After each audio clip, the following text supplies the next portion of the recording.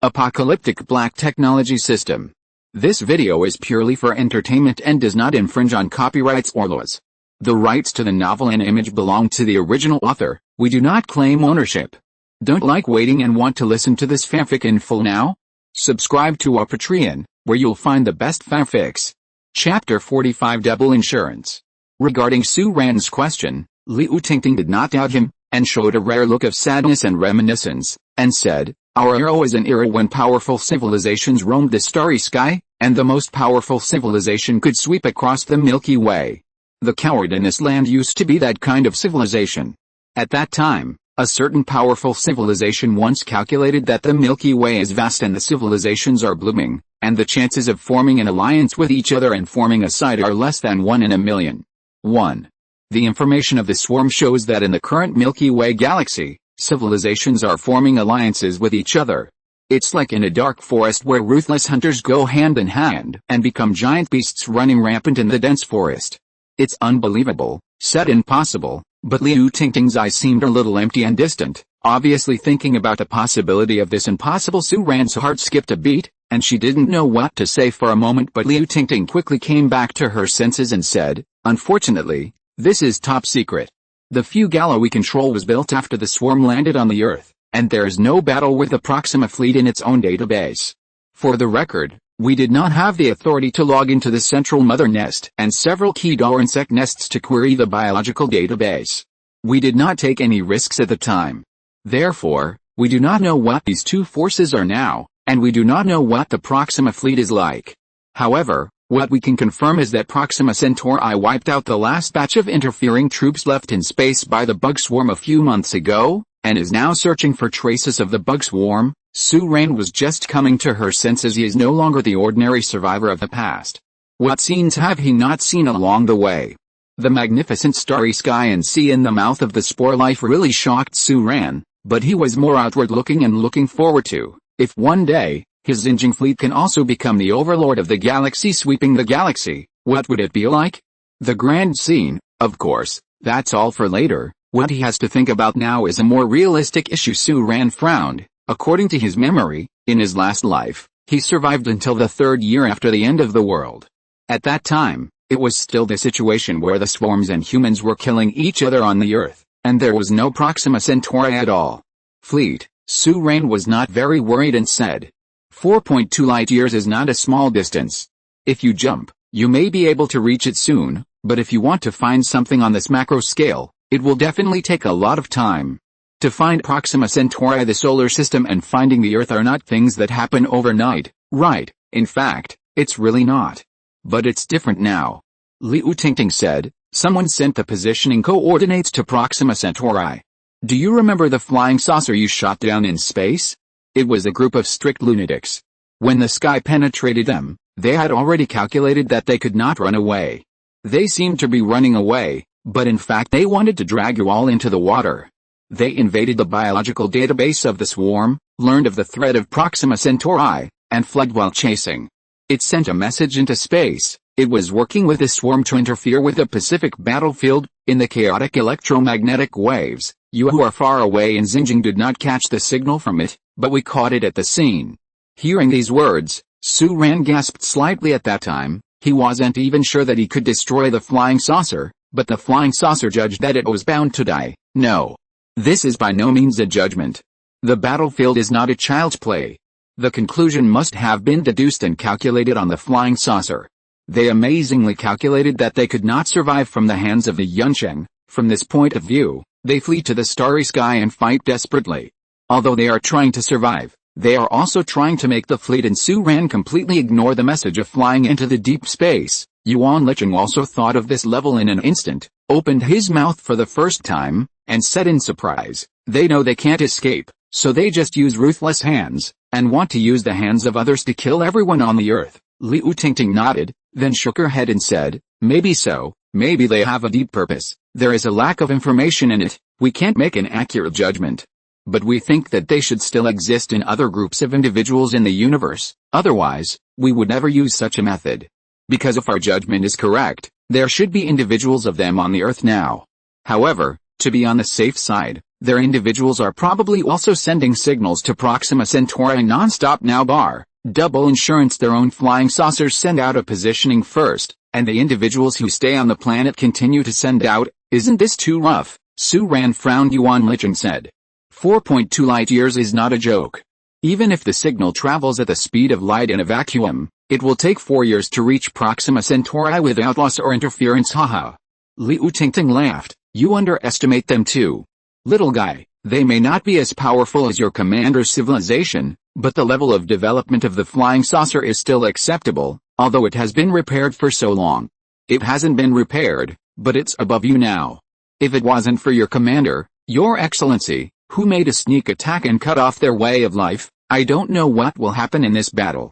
But the one sent to Proxima Centauri, the information is hyperspace communication. No matter how slow it is, within 15 days, it will definitely be sent to Proxima Centauri, which is 4 light years away. Yuan Licheng's face became ugly, but he took another look at Su Ran. Why is this spore life so sure that Su Ran is also an alien creature?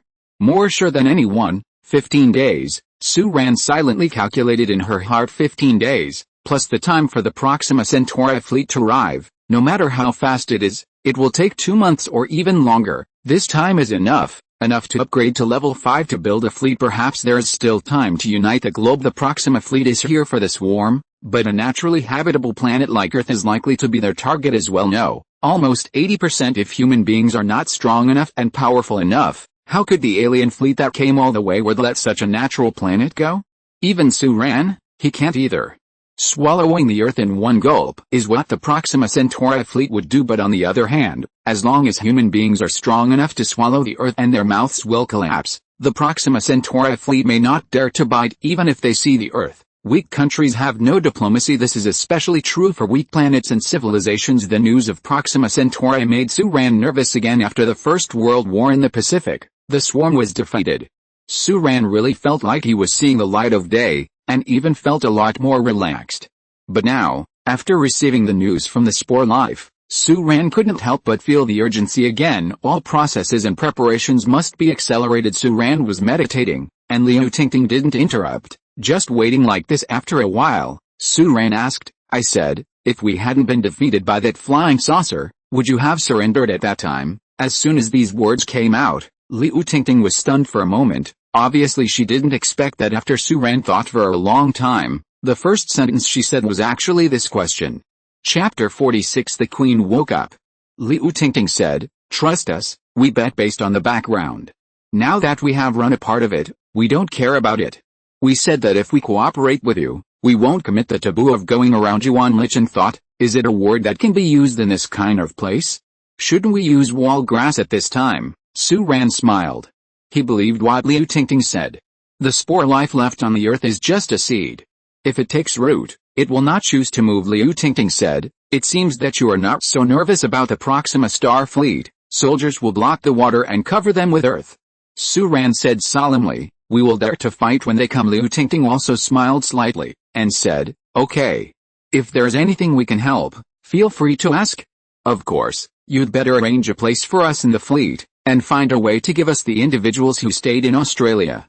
Take it back. Su Ran nodded and said, I'll do it as soon as possible. Liu Tingting stood up and said, you can also try to give us some mechanical entities, such as your land killer. We can also control the machinery, as long as you can provide us with enough steel bodies. We can also return here to you an army that's half biological, half mechanized. Su Ran's heart moved slightly, but she didn't agree immediately, but said, okay. I will pay attention. As he said that, he sent Liu Tingting out of the headquarters all the way, and took Liu Tingting to divide a living area in the empty building next to the headquarters for the spore life in the future. After all these arrangements were made, Su Ran was ready to go back. At this time, Liu Tingting stopped Su Ran and said, the Proxima Star fleet is a real star civilization, not to mention a homeless dog.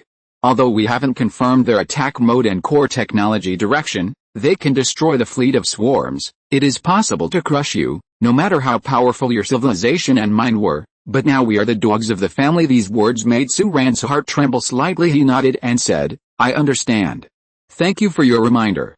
I hope we can have a happy cooperation in the future. At the moment, Su Ran K and Yuan Licheng turned back all the way on the way. Yuan Licheng asked, is what they said credible? Proxima Centauri should not be a fake. The behavior of the flying saucer at that time was indeed a bit weird. And, in this matter, they don't need to lie to us, it doesn't do them any good either. Of course I know. This is not a series. Others just want to be bad people and harm people. Yuan Lichen said, you know that's not what I'm asking. Su Ran smiled and said, of course it is credible. You are stupid at this time, Lao Yuan. They have already gone all the way, and the remaining group of more than 100 individuals are just another second hand. The Spore's life itself doesn't care about the life and death of this group of successors. They only hope that this batch of successors can grow into another possibility. Therefore, if they choose me, they will not choose others. Maybe they will separate other individuals to try in the future. There are other possibilities, but now that this group has chosen us, this possibility will not be changed, and their bets will be meaningless. Of course, the premise here is that our fleet is not completely wiped out, and no one survives. Yuan Lichen nodded thoughtfully, but his brows were still frowning. Apparently he still hadn't turned the corner. After a while, he sighed and said, there is one more thing I want to ask. You want to ask me if I'm an alien? Su Ran said with a smile, what do you think? Yuan Lichen was dumbfounded. All these Spore lives involve the starry sky and the infinite future. Yuan Lichen was scalped by a series of information bombardment. The two were silent for a while, and Yuan Lichen asked again, Su Ran, the Proxima Star Fleet, how do you plan to deal with it? Su Ran said, if you're really an unrivaled opponent, then you can only run away. But you have to fight first. Yuan Lichen glanced at Su Ran and asked, then you plan to go to our fleet by yourself? Do you think I'm so selfless? Su Ran smiled and shook her head. I originally planned to become the world's largest arms dealer and develop rapidly, but I'm afraid the plan has changed now. The flash of Proxima Centauri should be let everyone know and let all countries do their part, Yuan Lichen said worriedly, but this is not optimistic. No matter which country we say about the Proxima fleet, the other party will not be able to believe it. On the contrary, they may think that we want to invade other people's land and have other conspiracy. Alice, Proxima Centauri is too far away to be invisible, intangible, empty words. No one will believe us, Su Ran said. Therefore, there is no rush for this matter. We must get the exact news, or intercept the signal sent to Proxima Centauri to convince this planet, and that is the opportunity for the human beings on this planet to really unite. Yuan Lichen also thought of something, and said, yes, you mean the second layer of insurance for the flying saucer? They will continue to send messages to Proxima Centauri on the Earth. As long as we catch it and intercept its message, this is the best evidence to prove that the Proxima Centauri fleet may arrive at any time. Su Ran nodded with a smile. Her eyes fell on the headquarters building in the distance, and said, but there is no rush now. The battle fleet in the Pacific is weak. We have to recover from this before we can find the person who got on and off the flying saucer. Alien creatures have the opportunity to promote a global alliance. However, Su Ran failed to board the headquarters building, but was stopped by Li Yilin on the way. The awakened person who controlled the ice was wearing business attire, holding a tablet, and said, Zhang Xian asked me to tell you that Meng Yibei has woken up. The Maiden Queen finally woke up. Su Ran's spirit was shaken. He bid farewell to the two in front of him, and hurried over there. On the way, he took a look at the manufacturing status of the items in his watch. At all levels he had searched for more than 6,000 resource points from Lao Mei before, and when he returned to the fleet, he spent them all. The ones who bought the medicine before were not counted, and the others were either used to build the 10 Nightingale aircraft to be sold to Lao Mei, or they were also planned to be sold as destroyers. Now all the manufacturing lanes of his system are fully lined up. 6 Nightingale aircraft have been manufactured, and the destroyer with the fastest progress will be manufactured in 10 hours. Su Ran believes that he will soon have a large amount of resources in his account. In this way, he does not need to recruit manpower to obtain resources by himself. As long as he sells the destroyers that are about to be eliminated in the fleet in batches, a large amount of resources will naturally be recorded, and those countries will get destroyers. Putting himself into the battle against the insect swarm, Su Ran sells some things at a high price and harvests a wave of insect corpses. That is a virtual circle, and the resource points keep coming. Su Ran changed suddenly, from the all-powerful commander of the Xinjiang fleet, to the world's largest black technology arms dealer, and it is still the kind of exclusive supplier. Of course, the premise here is that Tong Maya Okyu can spread out the business route of the fleet as soon as possible. At this time, Tong Maya Okyu, who was rushing to France non-stop, suddenly sneezed on his captain's seat. With a bewildered expression on his face and right in front of her, His Excellency the head of state of France was having a video call with her.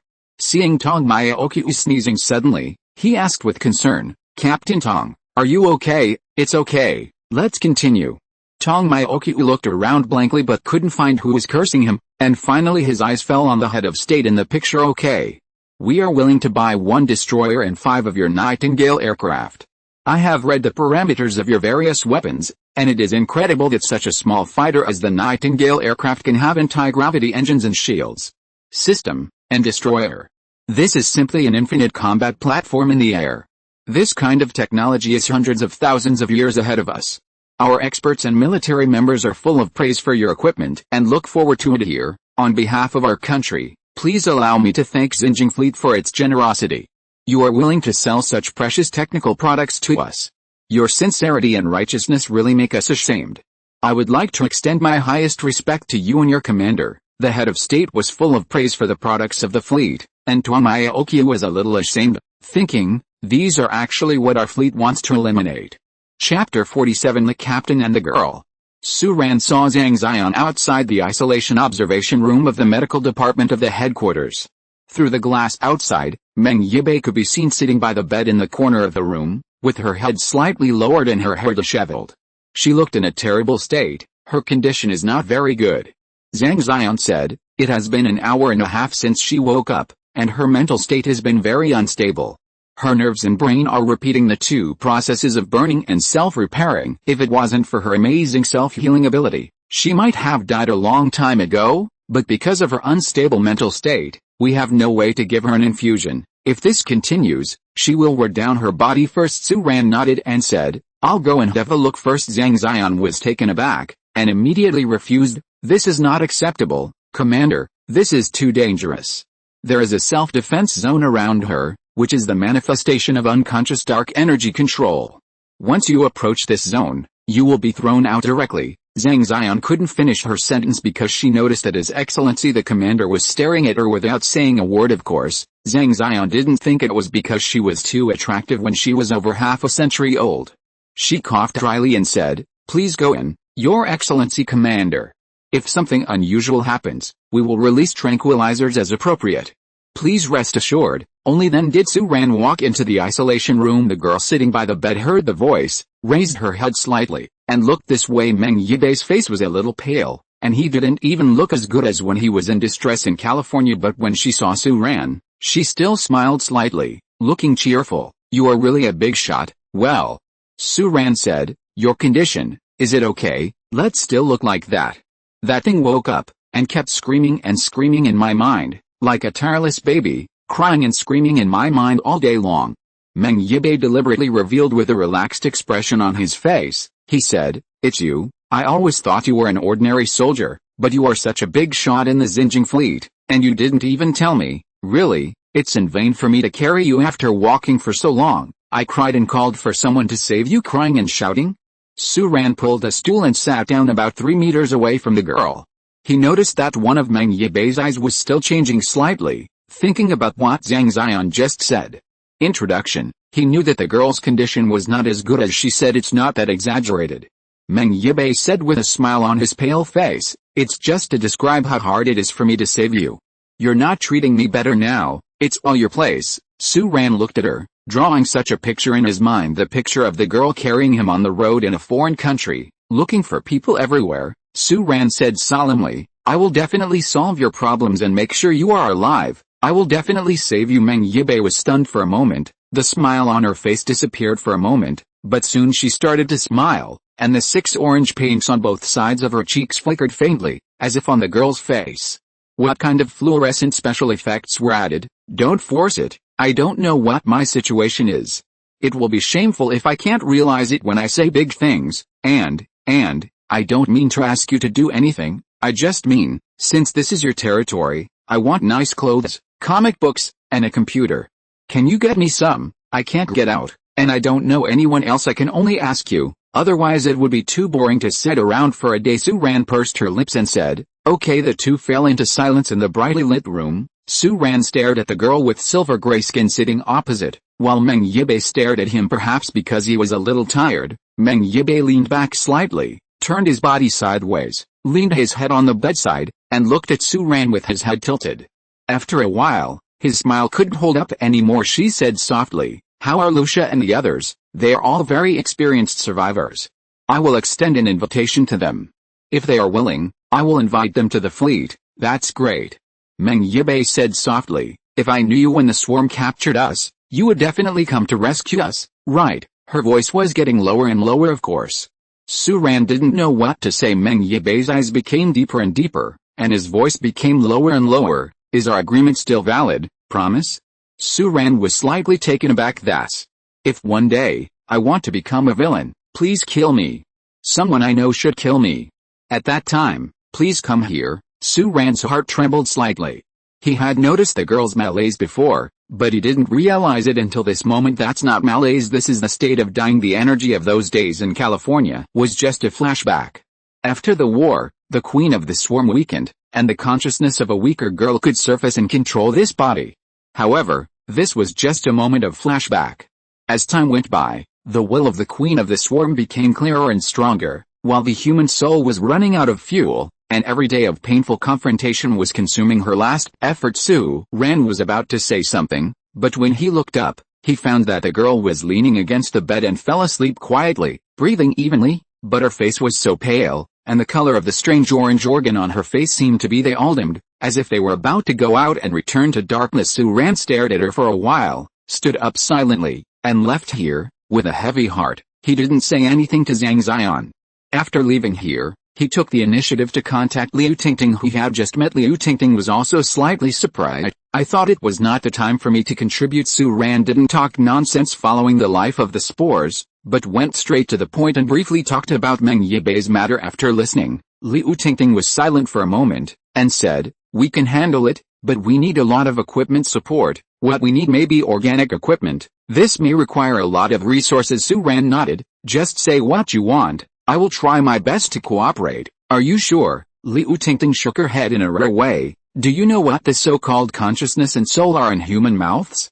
We are not 100% sure about the content of this. P.S. Ask for a genuine copy. The subscriptions have dropped to 300. www.bickwatcher.vip." Has split his head.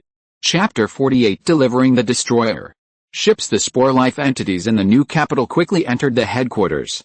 With the cooperation of Zhang Jianguo's logistics department, their first task was to open a new biological laboratory on the basis of the current fleet medical department. Meng Yibei will be their first patient or experimental product, but Su-Ran also took this opportunity to renew the agreement with Liu Tingting for 3 chapters. From today on, don't invade other people casually. This is the fleet. Now that we are starting to cooperate, please restrain your proliferation behavior.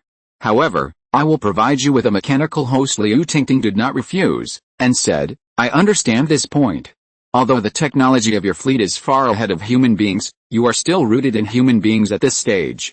We will not make it difficult for you. Compared to the insect swarm and the mechanized steel body, they are all better choices." Hearing such a remark, Su-Ran felt a little uncomfortable. "I think I'm not a human being, so I can't just belittle the human body every day." But Su-Ran didn't say much, but arranged for Liu Tingting to meet with Spore Life, and officially started the project. Cooperation between the two parties. Meng Yibei is just one of them. Spore Life's powerful biotechnology can be applied to many aspects in the fleet. Biomedicine and even limb regeneration will soon become possible. Moreover, the biomedical treatment of Spore Life is almost entirely from the biological point of view, and even the biological laboratory they want to build does not see any mechanized shadows, and is completely biological. And for a system with hardcore black technology as its core, this can be regarded as making up for Su-Ran's current shortcomings. Su-Ran was more worried about Meng Yibei's situation. In a sense, the girl almost single-handedly destroyed the Yuncheng, and many soldiers died at the hands of that body, but it was not really from Meng Yibei's hands. The time Su-Ran and Meng Yibei have been in contact with is not too long, but it is not too short either. He can feel that Meng Yibei is a guy who looks strong, but is actually gentle and kind. He doesn't want such a person either. Just like that, he was destroyed in the transformation of the insect swarm, and died under such pain. If she can survive, she may become another combat force in the fleet. Spore Life is in progress, while Su-Ran is continuing to promote military transactions with many countries. The next day, he completed his second transaction after Liu Mei's 10 Nightingale aircraft. This time, Su Ran went to the city of Thousand Tops in person, driving the newly built destroyer, and landed surrounded by the heavy artillery of the city of Thousand Tops. The city of Thousand Tops is surprisingly enthusiastic towards Su Ran. The general of the city of Thousand Tops, Mr. Nikita, came out to receive Su Ran in person, and asked his subordinates to take over the destroyer brought by Su Ran. Strolling around the current streets of the survivors' base in the city of Thousand Tops, he insisted on staying Su Ran for lunch. After eating a meal and drinking 2 cups, this Mr. General showed his true colors. Holding Su Ran held his hand and said, "I don't know if Your Excellency, Commander, is willing to sell us the Awakener-class warship. The last time your Captain Tong came to us, he already introduced the Awakener-class warship to us. Our Mr. President is full of praise for your technology, so you see. When will we be able to?" The corners of Su Ran's mouth twitched, and he said, "That's easy to say, but I've already brought a destroyer today. Where's your money?" Nikita just laughed, slapped his forehead, and said, "Look, I forgot about this matter. Come quickly, we are already ready. 100,000 tons of raw ore are stored in a temporary warehouse outside the city of Thousand Tops. The Russian Federation was able to mobilize so many resources in such a short period of time, and it was able to concentrate here because the swarm's forces had shrunk, and it no longer threatened the city of Thousand Tops. Su Ran didn't shy away from it, and directly collected these raw ores and turned them into resource points. Su Ran squinted her eyes. Watching the number on her watch change from single digits to 5 digits again, she was quite happy in her heart. The transformation results of this batch of raw ore are not low.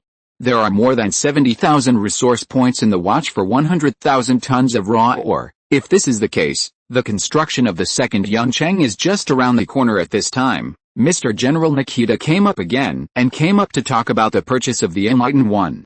This general has obviously not done such a low-key thing for many years, and it seems somewhat artificial. In the end, Su Ran didn't give him a positive answer, but instead asked Nikita cryptically about the possibility of forming a global united front against alien creatures.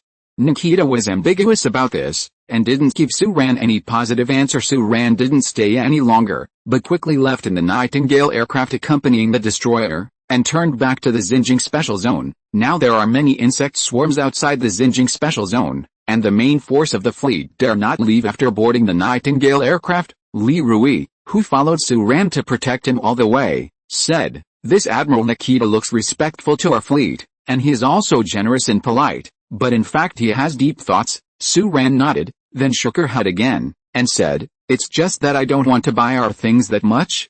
Super strong exists, but in the eyes of many people, especially high-ranking and powerful people, our fleet is still a tiny Chinese vassal with less than 10,000 people. In particular, the Yangcheng crashed, and the fleet suffered heavy losses. Now it is no longer secretly, although these countries still fear us, that's all." Li Rui's expression became a little angry. "During the Pacific War, we didn't see their great power." Su Ran shook her head, and said, "You can't say that. Without them continuing to fight the worms all over the world, our fleet would not be able to fight in the Pacific Ocean. If it weren't for the containment of humans around the world, the mobilization of the swarm's troops would be impossible. Difficult. After the Battle of the Sky Brood, we should be wiped out." Li Rui nodded and asked, "Your Excellency, Commander, if we just sell our fleet's warships to them, will they become our enemies in turn?" "Impossible." Su Ran said with a smile, "Do you really think your commander is stupid? The battleship was sold to them, but the core database of the system is locked. Unless they buy back tens of thousands of tons of resources, dismantle it directly, otherwise don't want to know what it looks like inside. Of course, even if they know, they don't know how many years it will take to really understand the technology and copy the battleship. Moreover, even if they can copy it, it's just a group of destroyers. The destroyer is about to withdraw from the historical stage of our fleet." Chapter 49. Su Ran, a prophet. Su Ran, the destroyer is going to be retired? Li Rui was slightly taken aback. Su Ran nodded. At this stage, not many people know about it. Saying that, Su Ran's gaze slowly turned out of the window. At this time, they had already driven far away from the city of Thousand Tops. Looking from this position, they could see the flames in the distance. On the ground, a torrent of armor was rushing on the silver-clad Russian land. "Okay, It seems that hundreds of rivers converged to one place that was the army of the Russian Federation encircling and suppressing local insect swarms. The sound of guns and guns can be heard clearly even in the Nightingale aircraft that is far away in the sky, and such encirclement and suppression battles are being staged in various places around the world. However, any country or survivor force that has the ability to counterattack does not want to miss this opportunity. They are all uniting with each other to form a large army to strangle the swarms that are in a state of shrinking within their territory one by one. The offensive and defensive relationship between the insect swarm and humans has undergone earth-shaking changes in just a few days. According to the information fed back by the Russian Federation, there is a high-level insect nest on the Siberian plain. The Russian Federation calls it a ground driller. 1/3 of the size of the city mother's nest, but its mobility is extremely strong. It is said that half of the Black Beetle swarms in Siberia were under its command and control, and it spent 80% of its time in the Siberian plains. It moved underground and hid quite well. It was also part of the encirclement that spanned half the planet when Suran attacked the central brood. When Suran got the information about it from the Russian Federation, he felt like an enemy for a while, thinking that it would be a threat from the north to attack Xinjiang Special Zone, but unfortunately, it was targeted by the Russian Federation previously. The entire Siberian battlefield was under the command of the Pacific Brood Group. It was a battlefield where the swarms were active and completely revitalized. The fine control of the swarms could even reach each swarm unit, but now it is different. The United Nations regards this as a once-in-a-lifetime opportunity, and immediately organized a large number of troops to completely encircle and suppress this earth driller nest. The intention to move, but under layers of obstacles, the intention has no chance of realizing it, and the Russian Federation obviously didn't find out that the target of the drillers was the Xinjiang Special Zone, the vastness of Siberia. They only thought that this was the normal movement of the drillers, and they helped Suran find the northern land without realizing it. Regarding this, Suran was quite dumbfounded. This is also the reason why he also said a lot of good things about the Russian Federation. After all, they are working hard for you now, even though the Russian Federation doesn't know it. However, the threat of the new Beijing Special Zone does not come from this. When Suran returned to the fleet, he immediately met Qiao Xiangjun and asked, how about the swarms gathering in the Pacific Ocean, Fragialo and a Sky Brood attack group? The identity of the Sky Brood attack group has been confirmed. It is the Sky Brood that appeared in the Battle of San Diego. It has been wandering in the Pacific Ocean for a long time, and it is only now. Li Yilin said. In addition, Huaxia also has a Sky Brood attack group and a suspected high-level brood. They once showed signs of moving to the Xinjiang Special Zone, but they were all dragged to death on the road by the Huaxia army. The Huaxia army Fang will never allow them to advance an inch in China's territory, and is doing everything possible to kill them. Suran nodded. This is reasonable. The bug swarms on the sea are okay. These bug swarms moving in the mainland, every step forward, even if they don't attack deliberately, will bring incalculable casualties to the survivors along the way, but it is absolutely impossible for Huaxia to allow it without Suran's action. Many high-level insect nests have already been intercepted on the road. Suran said, this is a good thing. Continue to track the location of every high-level insect nest that we can confirm. If there is any change, report it immediately, and continue to strengthen the vigilance. Okay. There is another thing. Li Yilin said, since the last time, Fan Yushin's attitude has changed drastically, and he is making a request, hoping that he can also enter our destroyer cell. Suran said without raising his head, 100,000 tons of resources.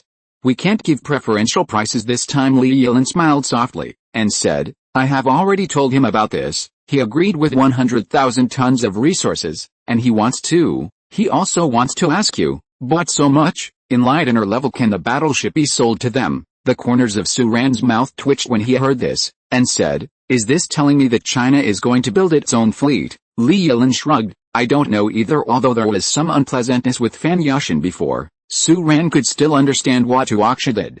If it was him, he would do the same. Who can watch another country be born in his own country? But China, the motherland, Suran still recognizes in his heart, and now he is also in China, surrounded by Chinese people. So there is no need to talk about the reason behind it. Yes. But there must be no shortage of resources. 1 million. Suran let go, but he pondered for a while, and then said, I will reply tomorrow. The main reason is that I rejected Nikita from the Russian Federation today. The Admiral wants to purchase our Enlightenment-class battleship application. Li Yilin remained silent for a while, then said, Suran, I think you are becoming more and more like a profiteer, Suran laughed. Where's that? And the next day, Suran set off for France. Because of the existence of Fugalo and the Sky Brood, half of the sea routes from the Pacific Ocean have been blocked. Therefore, although Lao Mei has been very enthusiastic with Suran, keep in touch, not only want to buy a destroyer, but also hope that Suran can cash in those 10 Nightingale aircraft as soon as possible. But Suran can only fly to the west temporarily, and he does not plan to fly a big circle around the Earth to give the old United States sent the destroyer and the Nightingale aircraft. So although the order from the old United States was completed, it was still in a state of being left hanging by Suran, and this will not affect anything.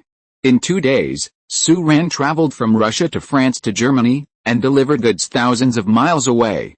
The destroyer sold very well. However, the resources of France and Germany are very mixed, and the two together only cost 130,000. Even so, within a few days, Suran's resource points once again reached 200,000. With a prompt from the system, the 200,000 resource points were emptied, and the second ship, Yuncheng, began to enter the manufacturing process. If you're listening to this novel on a channel other than Fanfic World, it means they downloaded and uploaded it without effort. We cordially invite you to visit our channel, Mundo Fanfic Novelis. There you'll find the original version of this story, and you can explore many other novels of various genres. We're waiting for you to immerse yourself in a world of incredible novels. Chapter 50. Something happened. The next day, the biological laboratory built by Spore Life began to operate. This laboratory is not quite the same as Suran imagined. In Suran's original imagination, as a biological civilization like the swarm, their laboratory may also be full of mucus and functional unique in vitro tissues like the swarm organs, and occupy a large area, but this is not the case. The size of this laboratory is only about 13 square meters, and the overall feeling is quite clean.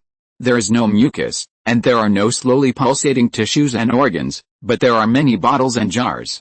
Most of the microorganisms for this purpose were quickly trained in the past 2 days, and the operating table and the like were basically special species that were deconstructed from plants and completely cultivated the day after tomorrow. And this dedicated room for Spore Life, which has the functions of both a laboratory and an operating room, will undergo a major operation on the first day of completion. It was Meng Yibai who underwent the operation. The operating room has been completely closed, and everyone can only stand outside to observe. And because Meng Yibai is a girl after all, Suran is also planning to wait for the operation to start.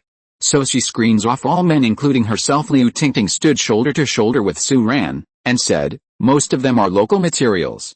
Insect swarms have invaded, and there are very few biological materials related to human beings, and the types of special microorganisms cultivated are also very limited. We will try our best, but the result may not be in a good direction, Suran said. I understand. And Zhang Xian stood on the other side, looking at the empty swarm operating room, with a look of surprise on his face. That's right, from the outside, this operating room is completely empty of people, and the Spore Life has not sent individuals to invade the human body. From the outside, everything seems to be automated, and the equipment inside the operating table and the operating table are like magical objects endowed with souls by magic in fantasy stories. They can move on their own without manipulation, and Meng Yibai, who has been fully anesthetized beforehand, is automatically welcomed in by the root-shaped plants. Zhang Xian probably knew the reason for this. The seemingly unoccupied environment is not really empty, it is also controlled by the Spore Life. Of course, this time the Spore Life controls no longer a huge living person, but a specially bred job and a special surgical worm, because they are part of this laboratory and operating room. So from the visual effect, it looks like no one is operating. Of course, this operating room is a completely sterile environment. Neither the plant assistant nor the bug doctor itself will carry germs. Everything you see in this room is also a part of us. Liu Tingting said, they are alive, but they can also be as precise as a machine, and most of the creatures here are designed for human medical treatment. Suran was also quite amazed. This is the so-called performing their own duties. Different life forms, different species, and different functional organisms are actually Spore Life. Some are specialized in medical treatment, some are responsible for docking with other creatures, and some are simply one-time victims. This kind of I am the population, and the population is me. Human beings do not know how many years it will take to achieve it. And the swarm has reached I am the swarm, but I am the population is the best to achieve, and the population is me is the most difficult. The former only has special requirements for an individual, while the latter has to meet the standards for all. Without the queen and the worm nest cluster as the computing center, the worm swarm is scattered, but a spore life can take the lead alone. The insect swarm is not even a little bit worse than the spore life. Liu Tingting continued. Well, to be honest, with the types of microorganisms we have cultivated and the research on humans, it is still somewhat difficult for people with broken legs to grow a new leg that completely matches the current individual. To perform this neuron to consciousness surgery, will it be difficult? Su Ran was a little worried. Liu Tingting shook her head, nodded again, and said, it's hard to say. The rebirth of a broken leg requires a lot of auxiliary drugs, and neuron consciousness stripping surgery, although the need for auxiliary drugs is not so high, but for the accuracy of the operation the technical requirements are very high, and there are other uncontrollable factors. Our experiments show that the generation of soul and consciousness is not only related to the neural network, but also closely related to matter, dark energy and even the Higgs. This field, it's like a bottomless pit, it's hard to find out, maybe only high-dimensional creatures can truly understand it. The operation was about to start. Su Ran and the others went out, and Liu Tingting also followed Su Ran's side step by step. Although Su Ran was a little worried, he also understood that it was useless to worry in vain, so he murmured and asked, high-dimensional creatures, have you ever seen high-dimensional creatures? No.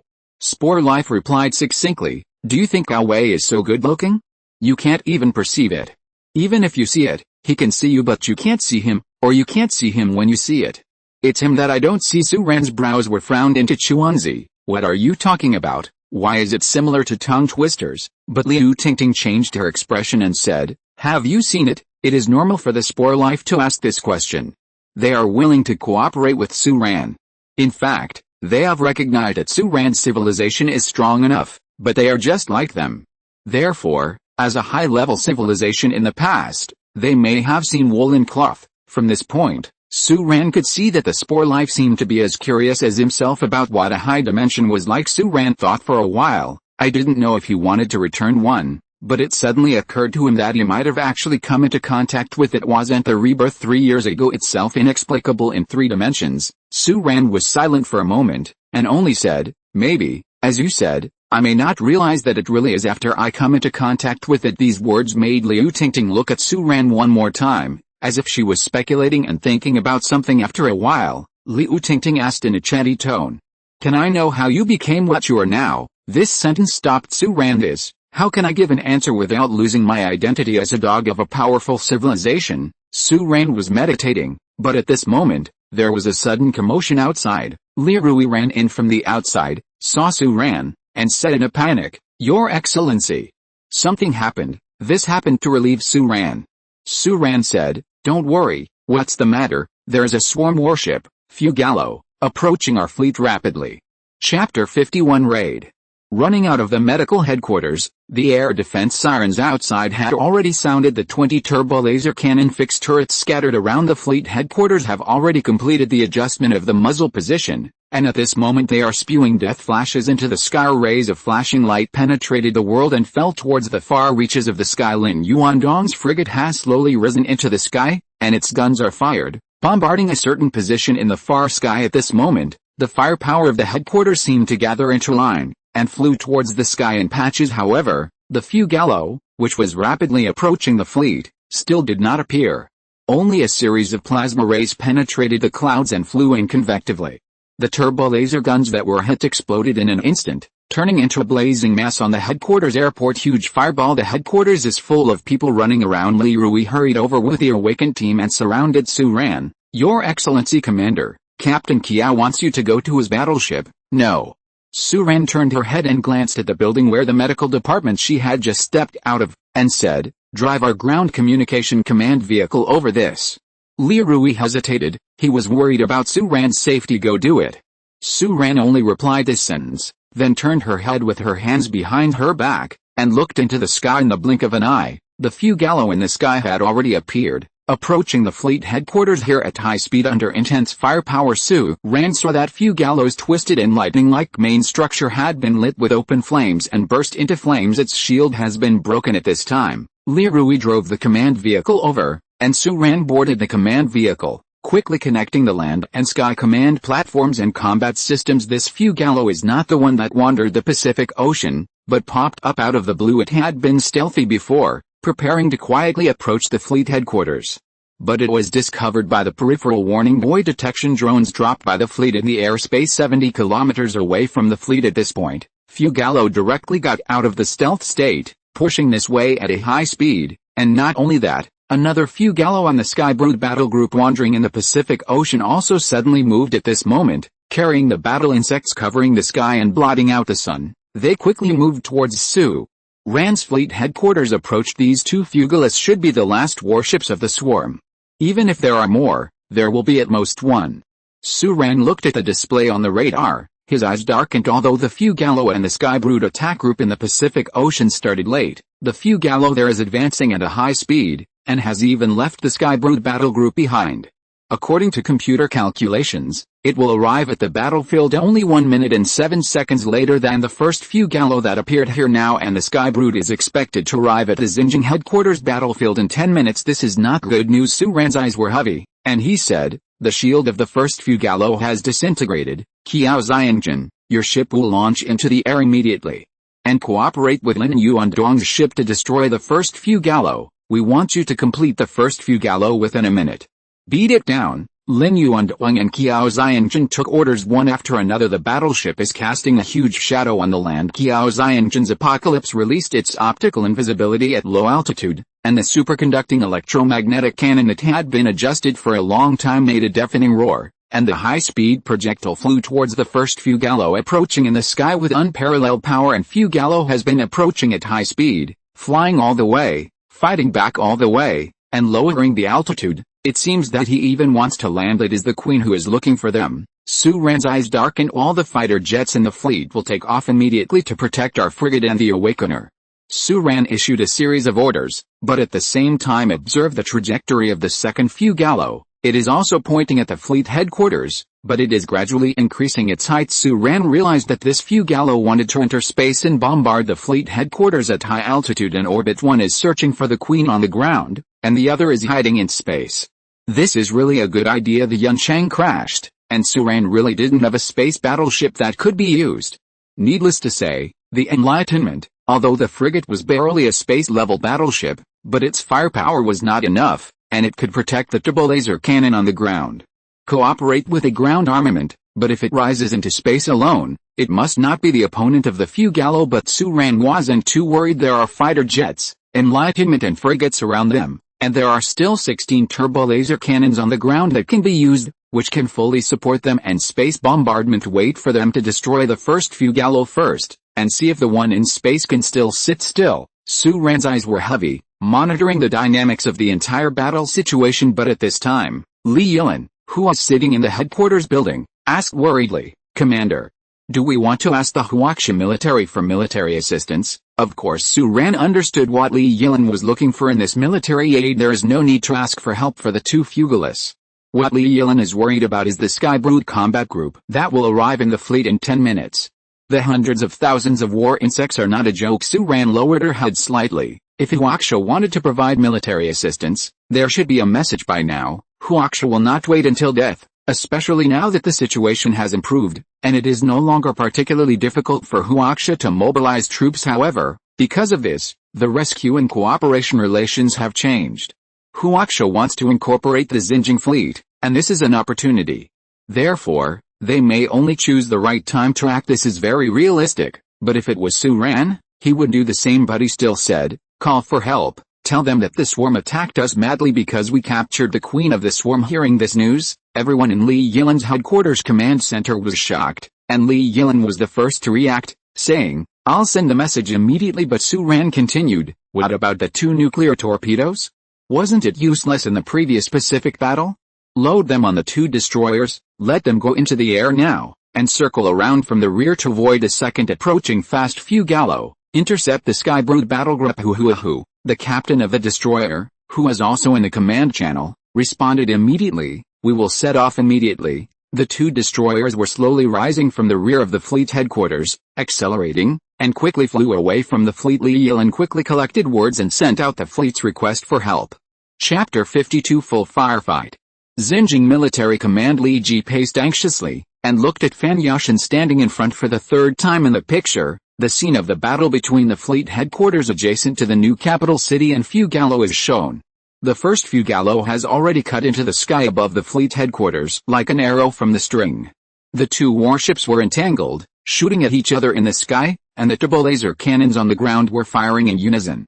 The twisted lightning-shaped swarm battleship was already scarred in a blink of an eye, as if it might be destroyed in the sky at any time. But Li Ji knew that the situation was not as optimistic as it seemed, because another Fugalo was approaching the Xinjiang fleet at high speed, and the Sky Brood battle group was a little slower. If these two support troops are in place, the situation of the fleet will become precarious. After being silent for a long time, Li Ji finally couldn't bear it any longer. He strode up to Fan Yushin's side and said, "Minister Fan, should we make a move? The higher-ups have been mobilizing troops to Xinjiang for a while, and now they are gathering in Xinjiang. There's already an army in the area, and they are all heavy firepower and mechanized troops. Now is the opportunity for us to use this army and cooperate with the fleet to wipe out this vital force of the insect swarm in one fell swoop." Fan Yushin glanced at Li Ji and said softly, "Wait a little longer." Li Ji frowned, and said, "I don't understand, Minister Fan, what are we waiting for? Fighting opportunities come once in a lifetime. Do we want to watch the fleet be swallowed up by most of them before making a move?" Sigh. Fan Yushin sighed, "You are a smart man, Major General Li. Now is not the time to act." Li Ji realized that he had guessed right. He gritted his teeth, and said, "What exactly is this going to do? Without the Xinjiang fleet, maybe the whole world is still under the infestation of insect swarms. Why do we do this now? This is the general trend." Fan Yushin glanced at Li Ji, hesitated for a moment, and then said slowly, "I don't need to remind you, the swarm has already collapsed, and the expulsion of the swarm is just around the corner, but have you ever thought about it after that? It is huge, and has no intention of returning to any country. If this continues, when the swarm is wiped out, this planet may be about to have a true global ruler, and that ruler will not be any leader from the old era, but the founder of the Xinjiang fleet. If it were you, would you like to see that scene? Your country must submit to force. Is that what you hoped for, the future of China? And even now, we're not even sure if the founder of the Xinjiang fleet is a real human being. If he is not a human being but rules this planet, who can bear the consequences?" Fan Yushin turned his head, looked at Li Ji, and said solemnly, "Don't forget, Major General Li, you are a Chinese soldier. On this planet, you and I are Chinese first, and then human beings." Li Ji's face was startled by these words, and he didn't speak for a while. After a long silence, Li Jike said, "However, he has never revealed such ambition. Whether you are ambitious or not, who knows?" Fan Yushin shook his head. "Right and freedom are things that no one can resist." Li Ji looked at the middle-aged man beside him, and suddenly realized that Fan Yushin's words were also talking about himself. For a moment, Li Ji didn't even know what to say. Fan Yushin looked at the front screen and frowned slightly. "It's just that the swarms are fighting the Xinjiang fleet like this. Are they really sure to eat the fleet? But at this moment, report. There is a request for help from the Xinjiang fleet." Fan Yushin nodded slightly. "What did you say? Report." "The Xinjiang fleet expressed the hope that we would send troops to help them fight against the Sky Brood. And they stated that the reason why the swarm attacked the Xinjiang fleet was because the fleet captured the queen of the swarm empress." What? Hearing these words, Fan Yushin and Li Jiquan's eyes widened in disbelief, and they both burst into exclamations. "How long will it take for Meng Yibei's surgery to be completed?" In the somewhat stuffy command car, Su Ran asked Liu Tingting beside her. Liu Tingting seemed to have been waiting for this question from Su Ran, and replied without a moment's pause, "This varies from person to person, so I can't judge it accurately, but it will take at least 10 to 30 minutes. 10 to 30 minutes, that's a long time." Su Ran pondered in his heart. At this time, the initial response phase has passed, and the combat units at all levels are performing their combat missions in their own positions.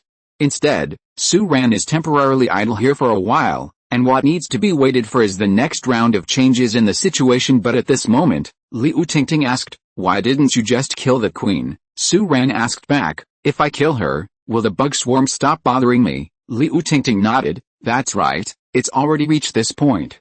As long as the swarm recovers, they will definitely attack your fleet.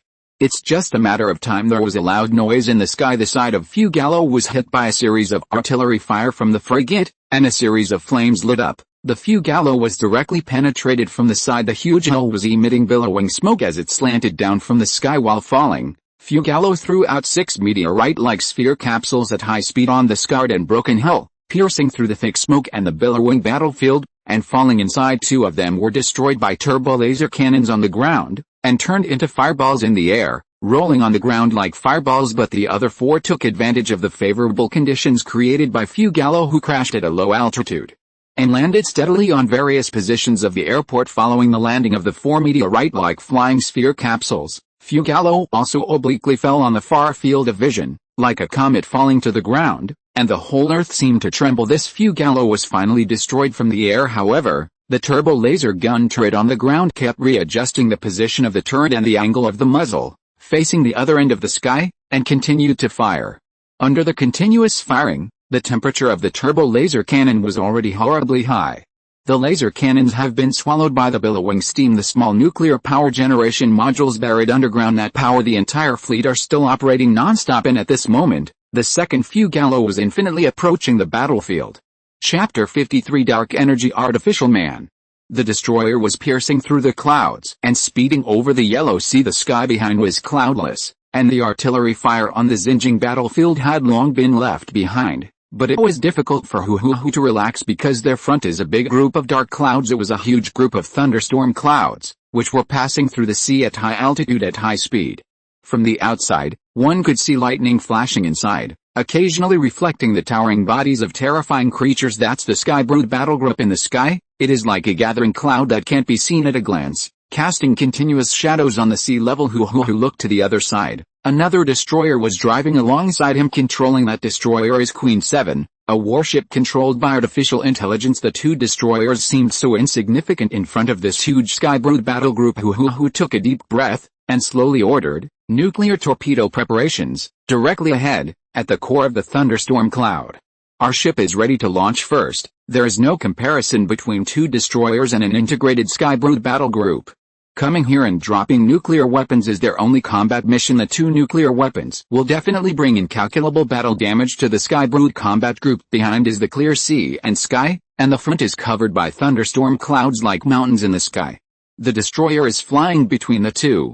At this moment, it quickly escaped from the invisible state, and the long-awaited nuclear torpedo it was thrown out, galloped at high speed, and flew towards the thunderstorm cloud tens of kilometers away from the 2 destroyers. The 2 destroyers made a sneak attack, but the swarm didn't react at all, and the gun hit the target from afar. It looks like a flying bird has plunged into the clouds. However, in the next moment, this bird tore apart and illuminated the entire cloud. Hu couldn't see the blazing mushroom cloud, but under his gaze, the monstrous thunderstorm was torn apart in a violent stress wave, breaking apart like biscuits falling on the ground or bubbles being blown away. Pieces of migratory locusts fell from the sky, and a large number of war insects howled and raised their altitude. The impenetrable Sky Brood attack group, a huge hole was blasted out by this nuclear bomb on the spot. The surrounding cloud clusters were swept away layer by layer, and the second nuclear torpedo of Queen 7 was activated. At this very moment, the 2 destroyers threw out a large number of missiles at the same time, covering the advance of the second nuclear torpedo, and Hu is full of confidence in this second strike. Just now, the front of the Sky Brood attack group was almost pierced.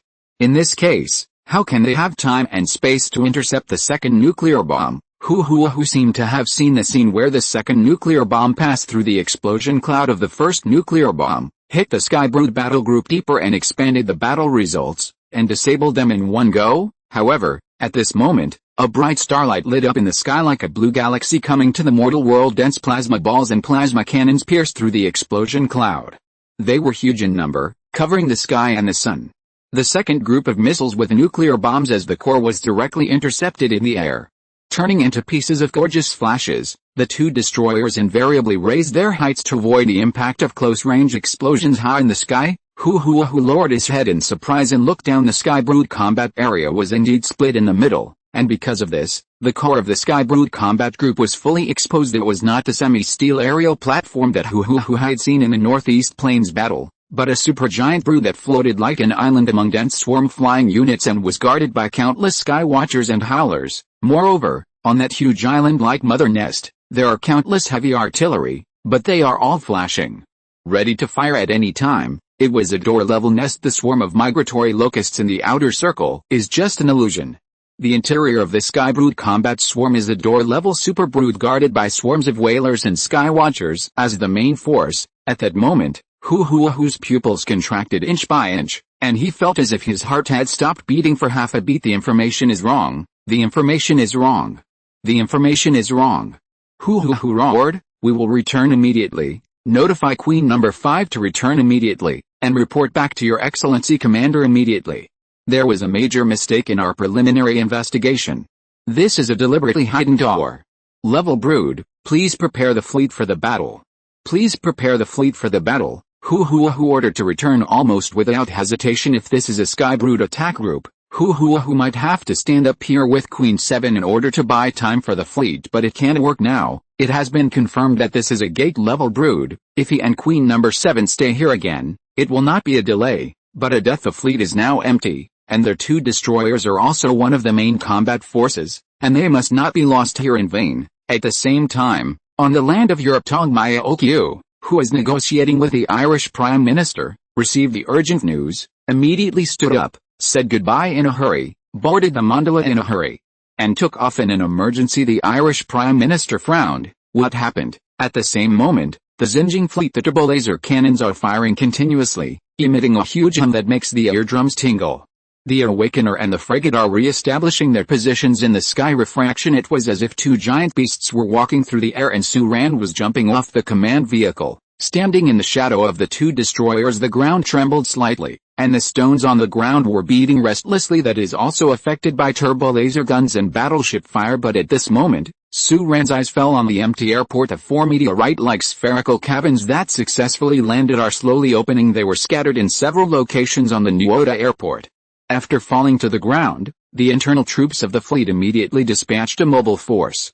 12 people were paired with a land killer and a Raptor armored vehicle as a group, a total of 4. The group quickly approached the 4 sphere cabins on the way. Many groups received the order from Suran just now, and opened fire quickly before they could get close, because Suran vaguely guessed what was loaded in these meteorite-like sphere cabins. It is very likely that the swarm of insects like Mengyibe dark man-made man. If there is a Mengyibe level dark energy artificial human in the 4 meteorite spheroid compartments, then things could get worse. Chapter 54 Defective Products. Boom. Boom. In the sky, the Awakener and the frigate were strangling the Fugallo. Following the crash of the first Vigallo, the second Vigallo changed its tactics immediately, no longer flying into space, but lowered its altitude again. But it was lucky because of the existence of the previous Vigallo. It has not been baptized by artillery fire for so long, and the shield is still in full operation, which is a difficult bone to crack. And Qiao Xianjun and Lin Yuan hope to drag the Fugallo out of the main battlefield above the fleet headquarters airport range, so as to reduce the casualties of the turbo laser cannon damage to the headquarters. Just now, Fugallo hit the parking warehouse behind with 3 shots, turning it into a sea of flames on the spot. The entire airport was already filled with thick smoke and waves of fire inside the airport. Suran was dealing with the 4 big troubles. The meteorite-shaped sphere cabin closest to him was located under a turbo laser cannon 200 meters away. It was stuck in the dead corner of the turbo laser cannon, so Suran couldn't mobilize the turbo laser cannon to destroy it, and the land special emergency team sent by the fleet failed to come in handy. The round of salvo came to an end, the smoke and dust cleared, and a silver gray-skinned figure was striding out from the turbulent smoke and dust. It was a male reformer, and unlike Meng Yibai, it only had 2 saber feet behind it, and the silver gray skin on its body also looked weird, filled with a lot of other skin. It looked like a makeshift Tasty Products. Yes, the technology of the swarm has not been perfected yet. The swarm queen, who is currently receiving spore life treatment, is their first successful product in theory. The swarm artificial humans appearing here may not reach the strength of Meng Yibai. However, despite this, the 4 swarm androids are still a huge threat. The 4 silver gray-skinned swarm man-made humans looked around blankly for a moment, then turned their eyes to the side. Apparently, they seemed to have determined the location of Her Highness the Queen they were looking for in a special way. This made Suran's heart tighten slightly. At this moment, there was a series of piercing sounds in the field, and 10 long-awaited Nightingale aircraft rushed out in a row. They are the 10 that Suran promised to Lao Mei, but due to various reasons, they have not been delivered for a long time, and now they have become a ready-made combat force. These 10 Nightingale craft circled low, pull out the formation and launch an attack on the 4 bug swarm remodelers, but the 4 swarm reformers didn't seem to have seen the 10 Nightingale aircraft at all.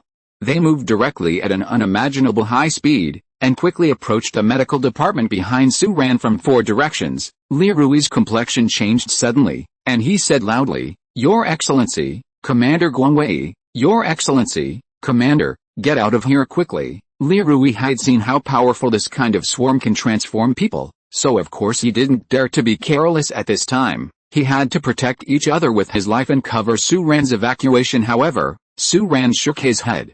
He had already issued an order to deal with it. "Don't worry, these 4 swarm artificial humans will not pose any threat at this moment." The nearest turbolaser cannon suddenly turned its muzzle and aimed at a swarm cyborg moving at high speed.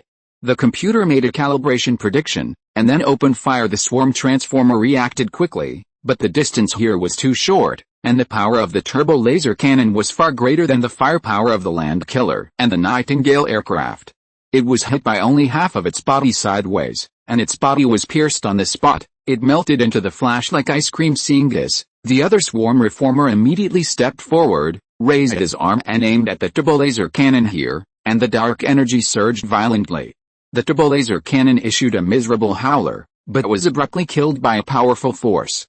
Pulled out from the ground, the tens of tons of turbo laser cannons were squeezed into a huge iron ball in mid-air like a ball, and it was extremely difficult for the swarm reformer to complete all this. His silver-gray skin exploded inch by inch, and his whole body was covered in blood mist. When it completely destroyed the turbo laser cannon, its body also exploded like a ball.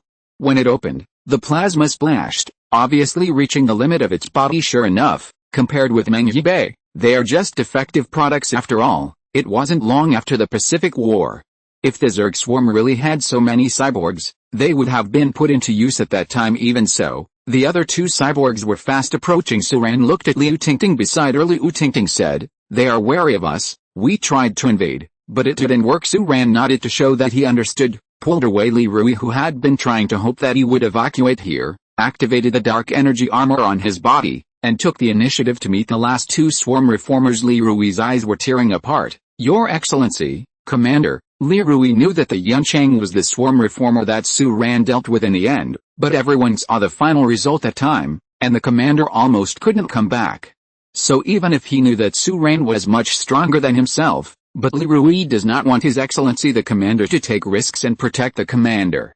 That should be what he, the awakened guard, should do. However, this time, Li Rui was obviously worrying too much. As soon as they fought, Su Ran became more certain of what he thought in his heart.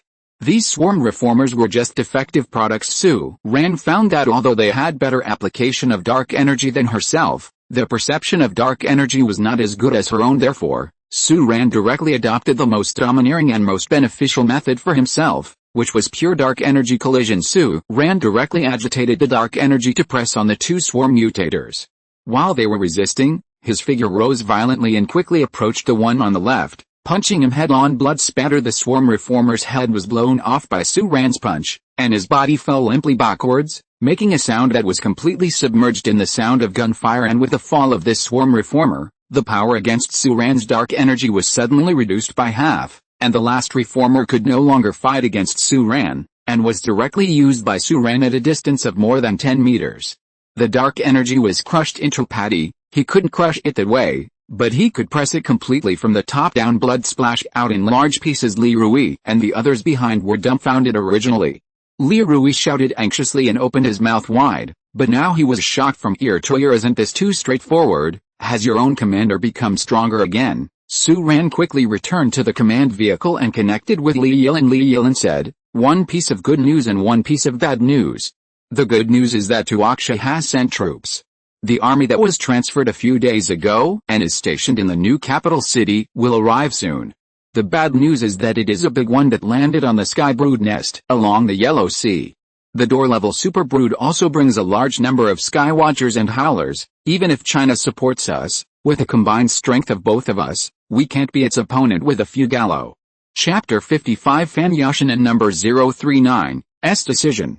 Through the open rear door of the command vehicle, Su Ran saw meteors flying across the sky. It was a group of missiles launched by the military, all over the sky, drawing a trajectory. Su Ran looked at Liu Tingting. "How is her condition?" Liu Tingting shook her head. Su Ran and said to Li Yilin, "How far is that door-level nest from us, and how long will it take to get there?" 79 kilometers, Within 3 minutes, we can see it at the headquarters.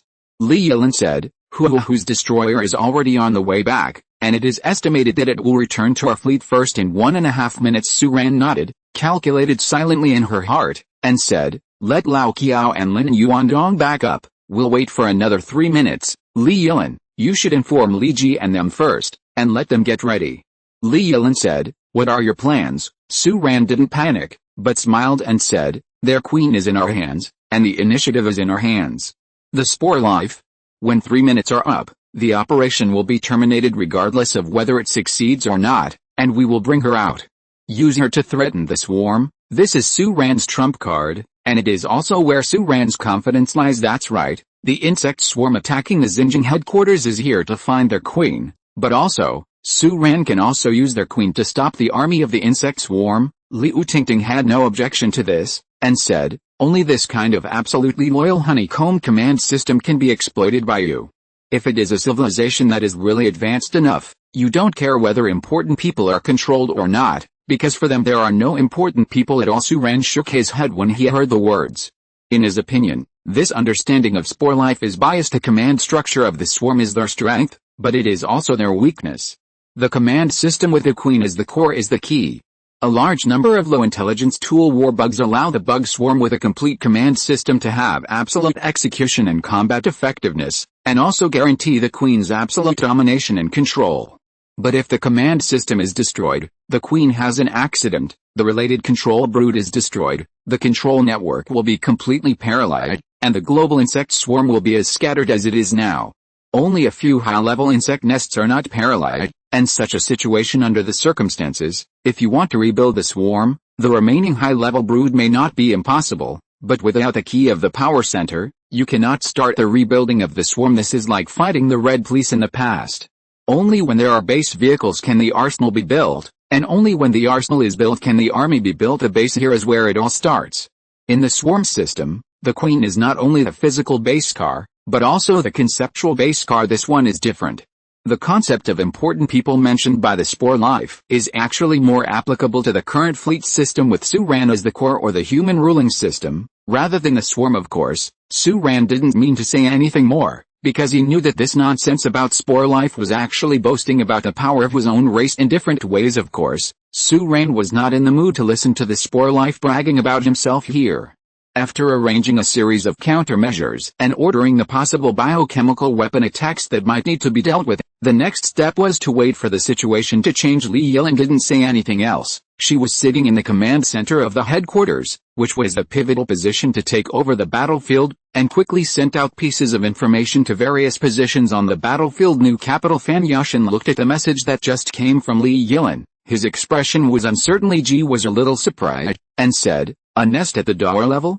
What is the door level? Our database still lacks relevant information. However, the one who really wants to take the queen of the swarm as a hostage is not afraid. The swarm dogs jump over the wall in a hurry. Fan Yushin shook his head. The swarm is different from us. It's impossible for a dog to jump over the wall in a hurry. Su Ran uses the queen as a shield, and he will definitely be able to bluff the swarm, but the swarm can't sit still. They may take other extreme measures, killing people first, and then save their queen. Fan Yushin shook his head again and again. Obviously he was not optimistic about the situation, and Su Ran, at this moment he looked at Li Ji and said, what's so simple about the deployment of the army? This.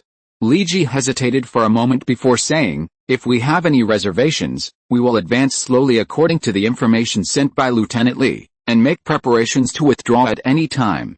To warn us, it should also be to deal with Minister Fan's unexpected response to the insect swarm that you are worried about. As a last resort, he may abandon his current headquarters and run away? Fan Yushin was a little surprised. He didn't seem to expect Li Ji to say such a word, but he was silent for a moment, and asked, this is a reserved approach, so what if it's the best way for the situation? The situation I'm talking about is the big picture. Of course it's the whole army.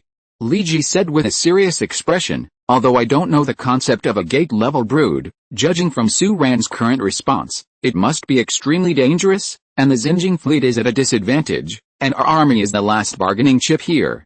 The more pressure we put on, the less opportunities and leeway for the swarm to move. Well, in this case, The risk we need to take is greater and, Li Ji paused slightly when he said this, looking at Fan Yashin in front of him, obviously thinking of what Fan Yashin said just now from a human point of view. He really couldn't accept what Fan Yashin said before, but as Fan Yashin said, he was a Chinese soldier, firstly grew up on this land, was exposed to the country's concealment, and ate the country's military rations. Even if he felt that some things were inappropriate, he could only feel that they were inappropriate. What should be considered, he can't and dare not think about it. Fan Yashin took a look at Li Ji and said, I know you don't like me, and you also think that I took the position of Minister Jin. But, this time I agree with your judgment. The swarm behaved like this. The commander I really did a great thing. I really caught the queen of the swarm. Although I am not from the army, I also know the importance of this queen to the swarm. This is of great significance to China and human beings. Therefore, I also suggest that the whole army press forward.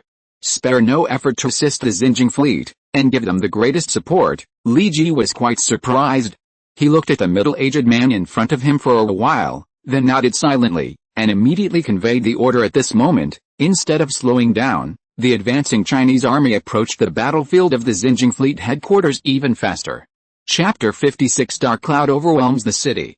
1317, there were no clouds in the sky, and when the sun was shining, the headquarters of the Xinjiang fleet and the former Xinjiang airport were shrouded in shadows. It was a swarm of insects covering half of the sky. The insect swarm with a gate-level brood as the core came near the Xinjiang fleet, and the flat ground was blown up by strong winds.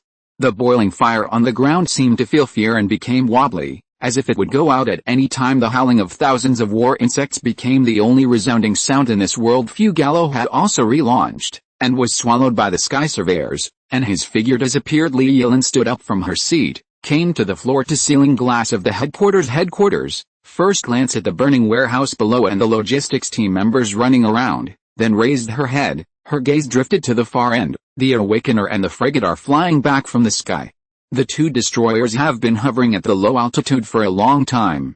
The shadows they cast just cover Suran's command vehicle and the medical department behind Suran. Like returning wild geese guard in the sky nest, the entire fleet has issued a first-level emergency state, and most of the people who gathered in this transit command center just now have left to prepare for emergency evacuation at any time. Only Yuan Licheng stayed, standing shoulder to shoulder with Li Yilin in front of the window, squinting his eyes at the cloud floating in the sky, without saying a word. On the ground, Suran was looking away from the sky. 3 minutes had passed, and the black cloud was getting closer and closer. So he had to take measures. Li Rui led his awakened team to seal off the periphery.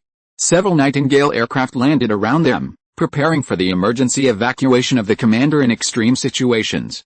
The turbo laser guns in the distance were recalibrating their positions just now. The people in the medical department have almost withdrawn, because of the special nature of the spore life. This strange operation does not require any manpower. Therefore, only Zhang Xian and his two assistants were left here. Seeing Suran walk in from the outside alone, Zhang Xian immediately greeted him, and said, Your Excellency Commander, it seems, the operation is over? Just a few seconds before you came in, the Spore Life Laboratory stopped working. Even the lights. Suran looked over and noticed that even the lights in that room were off. There was no window in that room, and the light inside was off, so the light from outside could only penetrate in. However, the operation was completed. Why didn't Liu Tingting tell herself in advance? Suran nodded to Zhang Xian, pushed open the door, and walked into the dark room. At this moment, he had already thought of the opportunity, woke up Meng Yibei, and asked her to cooperate with him as a hostage, threatening the swarm to retreat. At this time, Suran even thought of such a scene. Instead of running with one soldier and one shot, he led the Queen Meng Yibei forward alone, and the swarms of insects in the sky retreated in panic and had to disperse. Look, too dark. Meng Yibei looked around in a daze, not knowing why he appeared here. This is a place she has never been before. It is a huge corridor with a height of 7 or 8 meters, surrounded by stone buildings. The air is cold, and the light is transmitted from the small light holes at the bottom of the walls on both sides of the corridor. Yes, it seems a bit illusory, and in this corridor, there was no one there. Meng Yibei frowned slightly, trying to remember how he appeared in such a place. However, she didn't have any relevant memories, and even the previous memories seemed so vague. She only remembered that she was born in an ordinary family in the south, and her life was so ordinary since she was a child. Although ordinary, she also has a happy family, surrounded by relatives and friends, and is very happy until one day, without knowing why, Those people around her just disappeared like that. Something seemed to have happened, but no matter how she recalled it, she couldn't remember it. Just a vague feeling that something happened, something that changed her life. The more I thought about her, the more frightened I became, and I even felt my body turn cold. And then she actually recalled certain episodes. She remembers a man with very long hair telling her to be strong. But who is she? Another confused man said to himself, I will definitely save you. For some unknown reason, she suddenly became a little happy, and said with a silent smile, the guy who doesn't even know he's about to burn to death, what can he do to save me? For a moment, she felt as if there were many relatives and friends around her supporting her, but soon she frowned again. Who is this guy? With a rise of such thoughts, the warmth just disappeared like an illusion, and she was still alone, standing alone in the empty and distant corridor. She looked around in a daze, stood for a while, and felt a little cold all over her body, so she walked forward. The stone corridor was cold, but she didn't make any obvious sound when she stepped forward. Meng Yibai felt that her body was so light and light, like a feather or a ghost, and she couldn't make any sound at all. Meng Yibai was a little scared. She looked around, and finally walked forward step by step. I don't know how far I have gone. This road seems to have no end. She thinks that this may be an underground building, obviously built by creatures, but there is not even a single living person in this way. I don't know how far I walked, and the corridor in front of me finally came to an end. Going out from here is a huge platform extending from the cave wall into a bottomless abyss. The structure of the platform is made of stone, regular and tight, like an exquisite handicraft. There are many patterns carved on the ground, all of which are strange beasts. Meng Yibai wanted to identify it, but found that she didn't know any of the things depicted on it, or even seen it. In fact, this platform is located in the center of a huge void. Standing on the edge of the platform and looking down, one can see the bottomless abyss below, which is dark and bottomless. While looking up from here, one can see a little light at an unknown distance, but the distance is too far. A ray of light projected down from the sky is barely enough to keep this place from being in absolute darkness, and from the position of the exit of the hole, there is a stern wind blowing in. Because the distance is very far, only a little coolness can be felt here. Only the gusts of wind whistling are still ringing in the ear at this moment.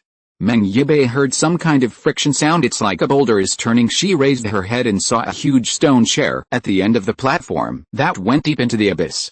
Its shape was distorted and grotesque, as if it was made according to some strange creature. The stone chair originally had its back facing Meng Yibai, but it was slowly turning around at this time, and the rubbing sound she heard was coming from this. And there is a person sitting on that stone chair. In fact, it is not appropriate to describe it as a human being. It is a monster that Meng Yibai felt very familiar with. If you're listening to this novel on a channel other than Fanfic World, it means they downloaded and uploaded it without effort. We cordially invite you to visit our channel, Mundo Fanfic Novelis. There you'll find the original version of this story, and you can explore many other novels of various genres. We're waiting for you to immerse yourself in a world of incredible novels. Chapter 57. It was a praying mantis-like creature. It is more than 5 meters tall, and its body is slightly slender. The outer carapace is bright red, as if it was dyed with some blood, and it seemed to have sensed something, so it slowly turned around and stood up on the twisted stone chair. Little by little Meng Yibai saw that it had 32 eyes, standing under the faint skylight. It looked like a terrifying creature crawling out of the abyss, and the next instant, it exploded from the spot, spread its wings behind it, and swooped down from the air. Its speed is extremely fast, but the distance between the two is very far. Meng Yibai feels that if he dodges, he can definitely dodge, but why can't the legs be lifted up as if they were filled with lead? There was no way to move even a step. Meng Yibai raised her head, with a terrified expression on her face, watching the blood-red shadow rushing down from the sky, from far to near, getting bigger and bigger in her pupils. Finally it crashed into the girl's pupil and disappeared. Meng Yibai let out a scream, fell to the ground in pain, curled up, covered his head and howled miserably. The sound echoed back and forth in the cave, like thousands of ghosts screaming. Her pupils are slowly changing. A pair of linear pupils are replacing her original black and white eyes. The severe pain made her confused and mad. Just then, she heard a voice calling her Meng Yibai. Meng Yibai. At the beginning, the sound was very subtle, as if it came from an unknown exit at the top of the cave, but as time went by, the sound became more and more clear, more and more clear. It was like a light. Meng Yibai stretched out his hand and instinctively grabbed the voice. Then she opened her eyes. Xinjiang Fleet Headquarters, the Spore Life Laboratory on the first floor of the medical department building. Su Ran saw the girl lying on the operating table made of plants suddenly twitch violently, then took a deep breath, and then suddenly opened her eyes. Seeing those eyes, Su-ran took a step back because it was a pair of silver and white linear pupils. In this dim environment, the pupils themselves seemed to glow slightly, revealing some kind of extraordinary power that seems to be breathtaking. Is the situation going for the worst? Su-ran clenched her teeth. The first thought that crossed her mind was a tinge of shame. He still remembers how he saw her 2 days ago. Dying man, he said he would save her, but now, moreover, Su-ran brought her back to the fleet, in fact, more out of selfishness. At first, he wanted to recruit such a powerful dark energy combat force. Later, he knew that this was the host of the Queen of the Swarm. He changed his mind again, thinking of using her to counter the swarm, but this glimmer of shame only flashed through Su-ran's mind. He is the commander of the entire fleet, and this is not a time for benevolence. The Queen is in his hands, he is invincible, and the swarm is if the whole world comes to attack, you have to stop. Therefore, Su-ran is still ready to make a move. According to the original plan, he will use the Queen of Swarms as a threat to force back the swarms of swarms outside, and win without a fight. One of the reasons, however, Su-ran had only taken a step forward when he heard a voice. Su-ran, it was a soft whisper, like a dream. But it was very clear in this dark and quiet laboratory it was Meng Yibei who called out Su-ran's name. Su-ran looked at the girl with silver gray skin who was close at hand. The girl was also looking at him. She tilted her head, and her linear pupils looked at a loss, like a lazy girl who was suddenly woken up, with sleepy eyes and a dazed look. The 6 orange, camouflage-like paints on her face also flickered, like colored lights that flickered regularly. Su-ran was stunned. He felt as if there was something different about this Queen of the Swarm. No, it's not different, it's a bit like Meng Yibei. When Su-ran was in a daze, the girl jumped off the bed lightly, barefoot, wearing a loose green surgical gown, and was about to go out. Like a little elf jumping around in this dark environment. At this moment, Su-ran came to her senses and said, "You?" Hearing the sound, the girl turned her head, smiled at him, and made a booing gesture. Then she pushed open the door and ran outside. What's happening here? Even now Su-ran, who can be regarded as well-informed, was a little dazed, but he immediately chased after her, closely following the girl's footsteps. The people in this building have already evacuated, and even Zhang Xian, who had been staying behind, left after Su-ran's arrival, so the corridor leading to the deep part of the medical department is empty. Only silver gray-skinned the young girl walked in front. Running lightly, Su-ran quickly followed behind. The two of them ran out of the building one after the other. Li Rui and other soldiers stationed outside had already surrounded the 3 outer layers of the exit. Hearing the sound, he cast his sight over immediately, and noticed that the silver gray-skinned monster ran out from inside. At the time, they all changed their colors, raised their guns one after another, and made uniform voices. And as the Queen of the Swarm reappeared, the swarms of insects that had gathered in the sky let out a roar that shook the sky. No one had ever seen such a scene. Tens of thousands of war insects all over the sky roared in unison, and the pitches were almost completely synchronized, which was deafening. In the distance, the Huaxia troops who had already cut into the headquarters of the Xinjiang fleet raised their heads and looked at the scene in the sky, and the girl who just ran out of the dark corridor seemed terrified by the scene. She took a step back in panic, looked at Li Rui and the others who were on full alert in front of her, and then looked up at the swarm of insects in the sky. After being dazed for a while, it seemed as if he finally realized something a little bit. The relaxed look on her face began to fade. The crescent-shaped eyes also slowly returned to normal, fully revealing the pair of silver-white linear pupils. She straightened her body and straightened her waist. In the gale of the swarm for a moment, she seemed to have met someone else. The light and cheerful girlishness is gone. The Queen of the Swarm stands here. Li Rui and others changed their colors one after another, and they even wanted to shoot it immediately, but right now, swarms of insects surround the sky, and they killed the Queen. Which doesn't mean the battle will end. The swarm will not miss this opportunity. Li Yilan was also running out from the crowd behind her. Her expression changed when she saw the woman with silver gray skin in front, and at this moment, Su-ran finally ran out after him. Chapter 58. All people worship. Looking at the tense atmosphere outside, Su-ran looked up at the sky. The sky over the Xinjiang fleet headquarters has been covered by overcast clouds. The huge island-like gate-level brood towers above the clouds, looming under the guard of many sky watchers and howlers, like a divine garden overlooking the world. But at this moment, they all stopped attacking at the same moment, and they looked at the fleet from a distance, entering a stalemate because at this moment, the eyes of all people and insects are focused on the ground. There were battle insects hanging down from the sky, circling around the human defense line on the ground, crawling on the ground, kneeling down and making a pilgrimage to their queen. After that same howl, the entire sky fell silent. Thousands of war insects were completely silent, and none of them made a sound. The girl with silver gray skin was standing in front of the scene where this girl had never appeared, and Surain was half a step behind her. Looking at this scene, she was shocked and speechless for a moment. On the other hand, the soldiers of the fleet are all holding the weapons in their hands tightly. Unlike the insect swarm, whose eyes are all on the silver gray-skinned girl, their eyes are all on Surain. They are equally silent, but have the same meaning. Clear, Your Excellency Commander, you give an order, and we will go through fire and water. Surain was silent for a moment, and took half a step forward slightly. On the ground under his feet, the silent stones were trembling one by one. Dark energy began to surge, but the girl with silver gray skin seemed to have noticed something. She turned her head and glanced at Surain. Her eyes are calm. This made Surain, who was ready to make a move, tremble slightly. Then, she took a step forward and walked forward. She looked at the swarm of insects spreading out in the sky, and at the nervous fleet soldiers, but the expression on her face became more and more calm. Rui and the others didn't get a clear order from Surain, so they didn't dare to fire in this situation.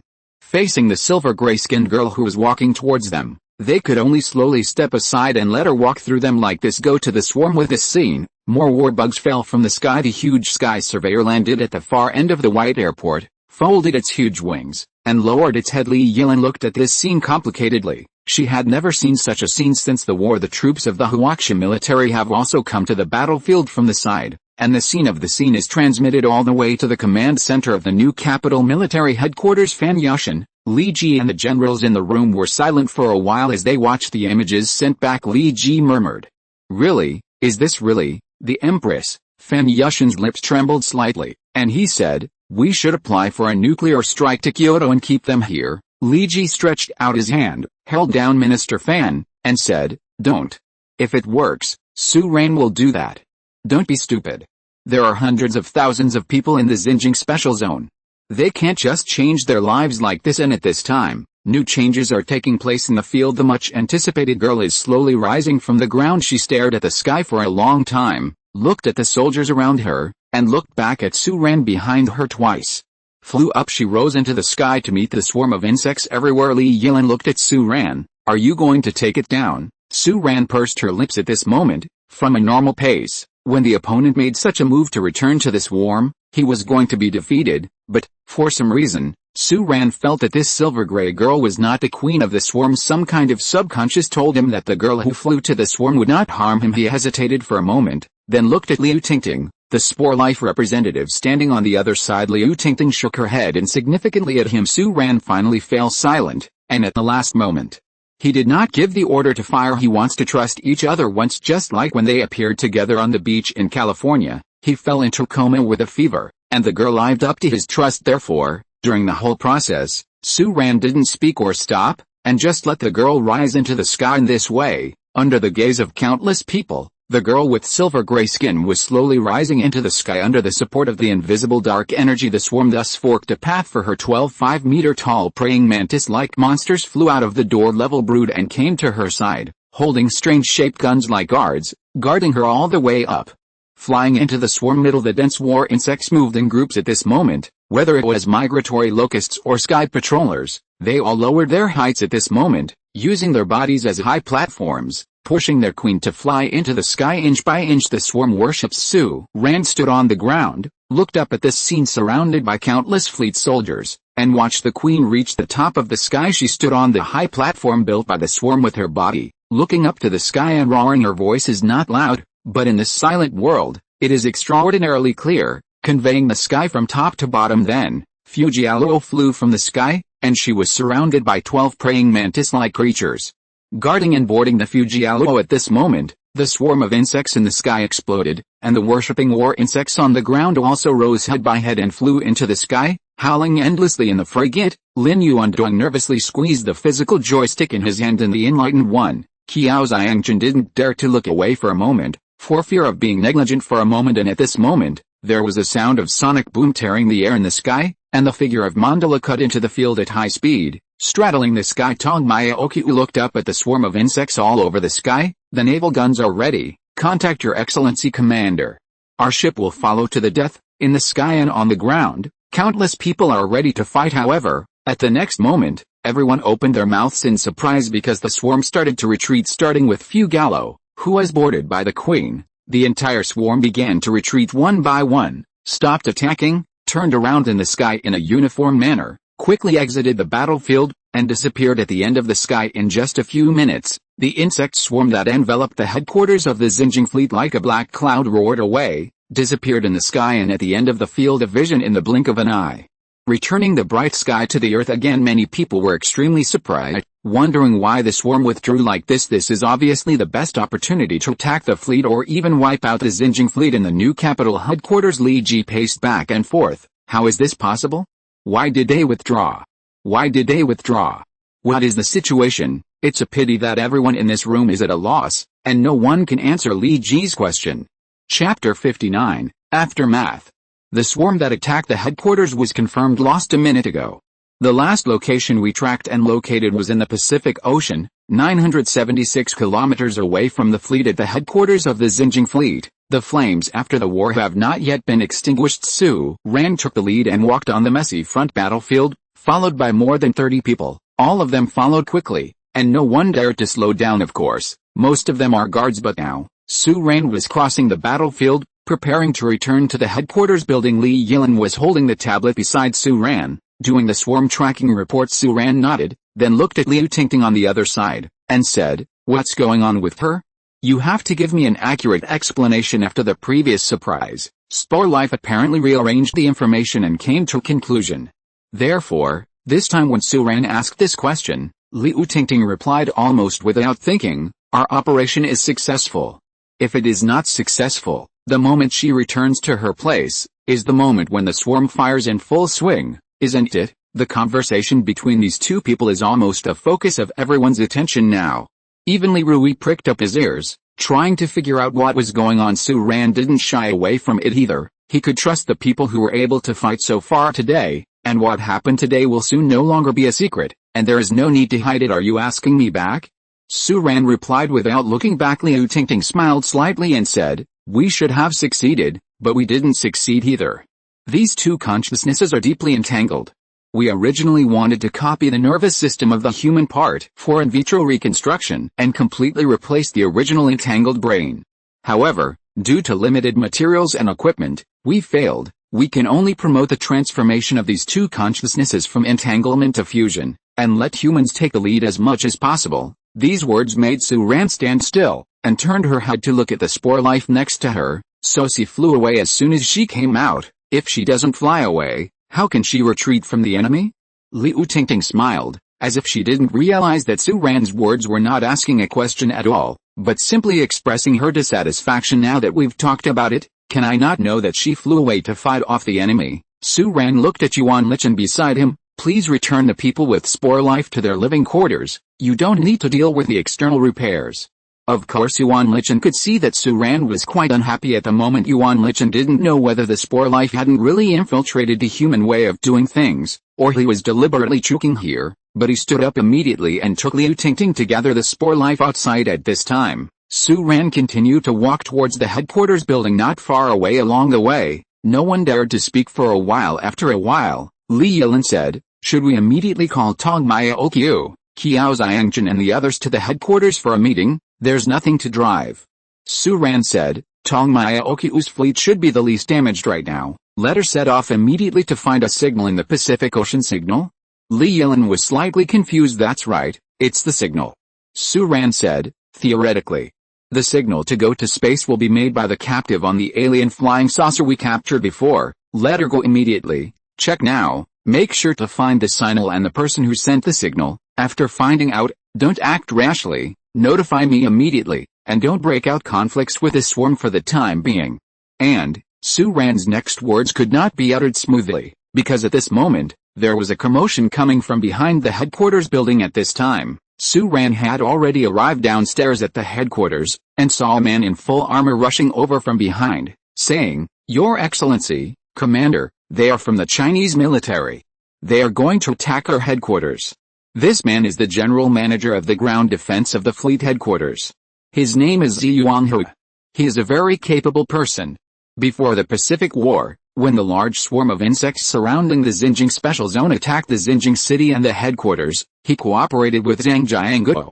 Facing the overwhelming swarm of black beetles, he did not take a step back, and led his people to guard the safety of the Xinjiang headquarters, preventing a single Black Beetle from stepping into the fleet headquarters. Moreover, in today's battle, the ground troops were basically arranged by Ziyuanhe. Of course, the 20 turbo laser cannons were arranged in advance by the headquarters, and today, he also showed a troubled look on his face. The back of the headquarters building is in the direction of the new capital, and the reinforcements from Huaxia naturally came from that direction. Su Ran didn't expect that the reinforcements he brought in didn't fire a few shots to kill the bugs, but instead became a problem for his family. But if Su Ran was given another chance to choose, he would also choose to ask for help.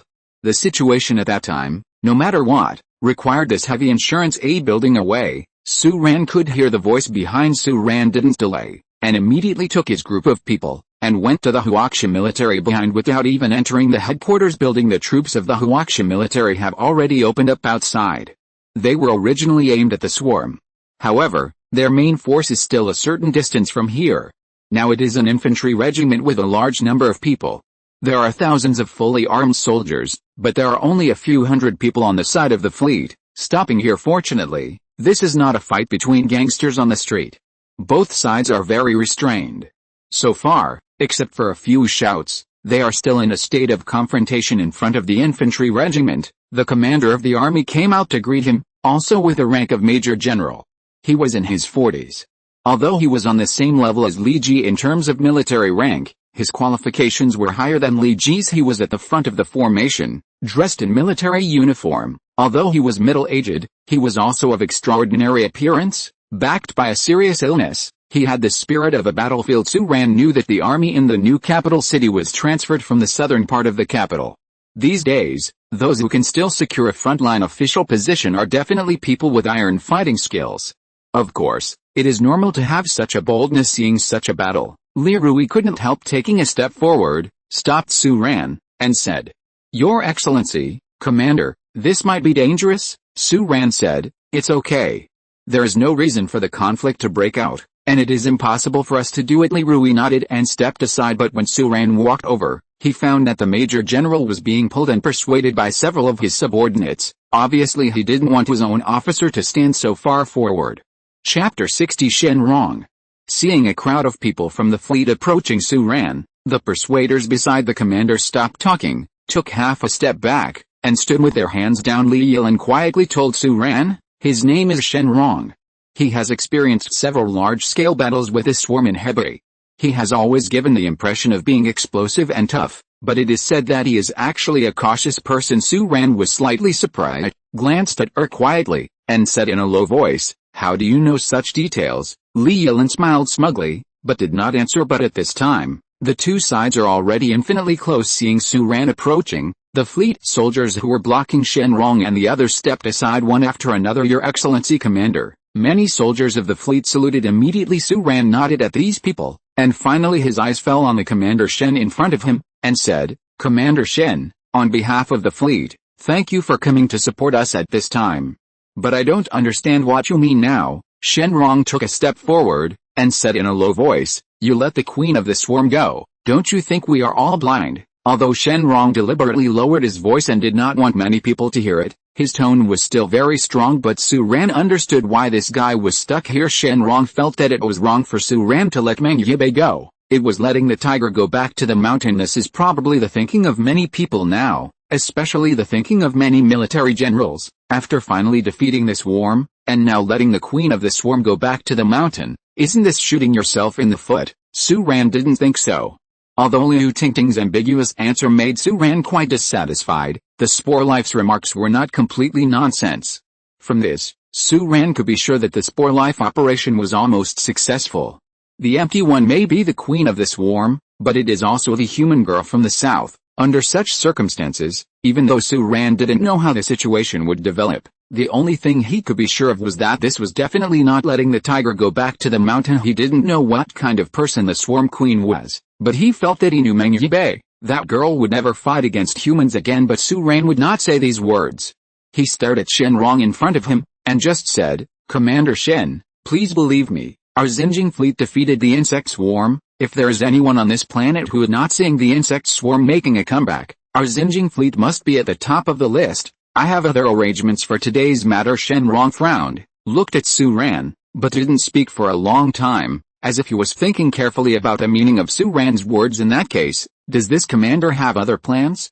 The queen of the swarm that was let go on purpose, could it be that they tampered with the swarm queen? Yes, it must be so, otherwise why didn't the Xinjiang fleet directly move out the queen of the swarm when the war just started? Shenrong felt that he was infinitely close to the truth, and also realized that he might have misunderstood at this moment. The dignified face of Army Commander Shen finally showed a relaxed expression, and said, "In this case, I was reckless and almost hit your side.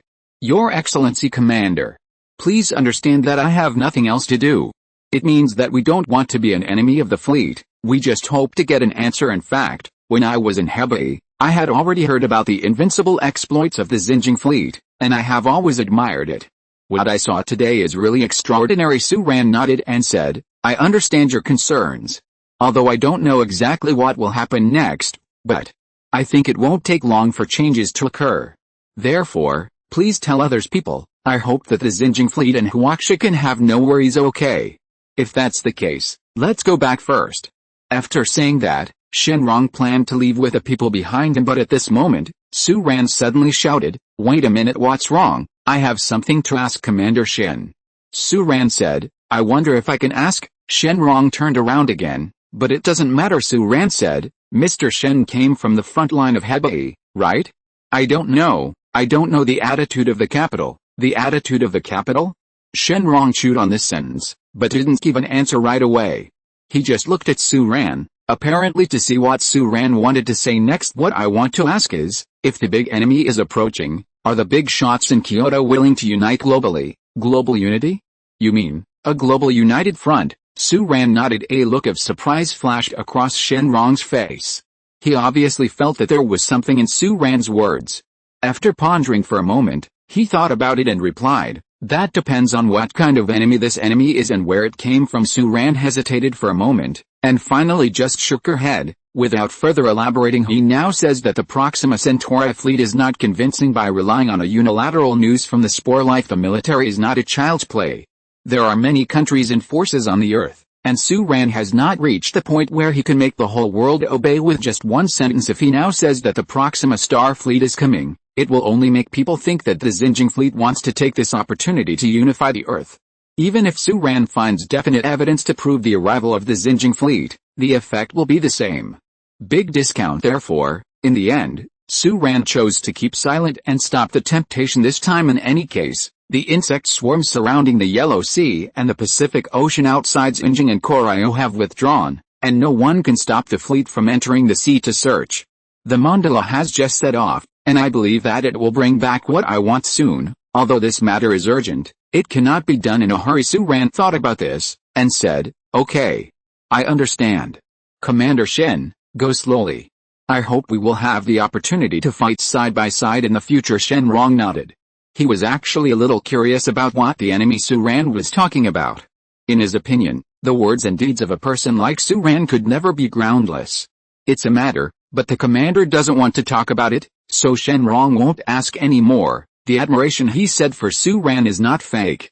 Of course, those who come out with prestige are extremely respected, and today he himself is even more reckless, so he is embarrassed to spy on anything at this time. Turning around and taking a few steps, Shenronke said, "Although I don't know what you mean by asking, Commander, but if there's really a powerful enemy coming, I believe that the Kyoto side will definitely put human beings first and ethnic groups first. Heavy, ask for a wave of genuine." Chapter 61. Our queen is at a loss. Shenrong left the mighty military troops also withdrew. The fleet headquarters was in a mess. Su Ran stood on the office of the headquarters building and looked down. On the ground, there was still gunpowder smoke rising into the air. Most of the open flames have been extinguished, and the personnel of the logistics team and the ground defense team are working hard to put out the fire. After Qiao Xianzhen's battleship landed, he also organized his own crew to help. Fortunately, the location of this battle is far from the headquarters building, and the fleet headquarters is large enough, otherwise the headquarters building might have been bombed long ago. Su Ran stared at the ground under her feet for a moment, then slowly turned around, sat back in her seat, and fell silent. There is still too much time to deal with. The fleet needs to expand, and new warships need to be built. When Tong Maya Okyu finds the signal sent to Proxima Centauri, Measures must be taken immediately, and if the flying saucer aliens in the previous Pacific War have all died, then it is impossible for anyone on Earth to send signals to Proxima Centauri. Information.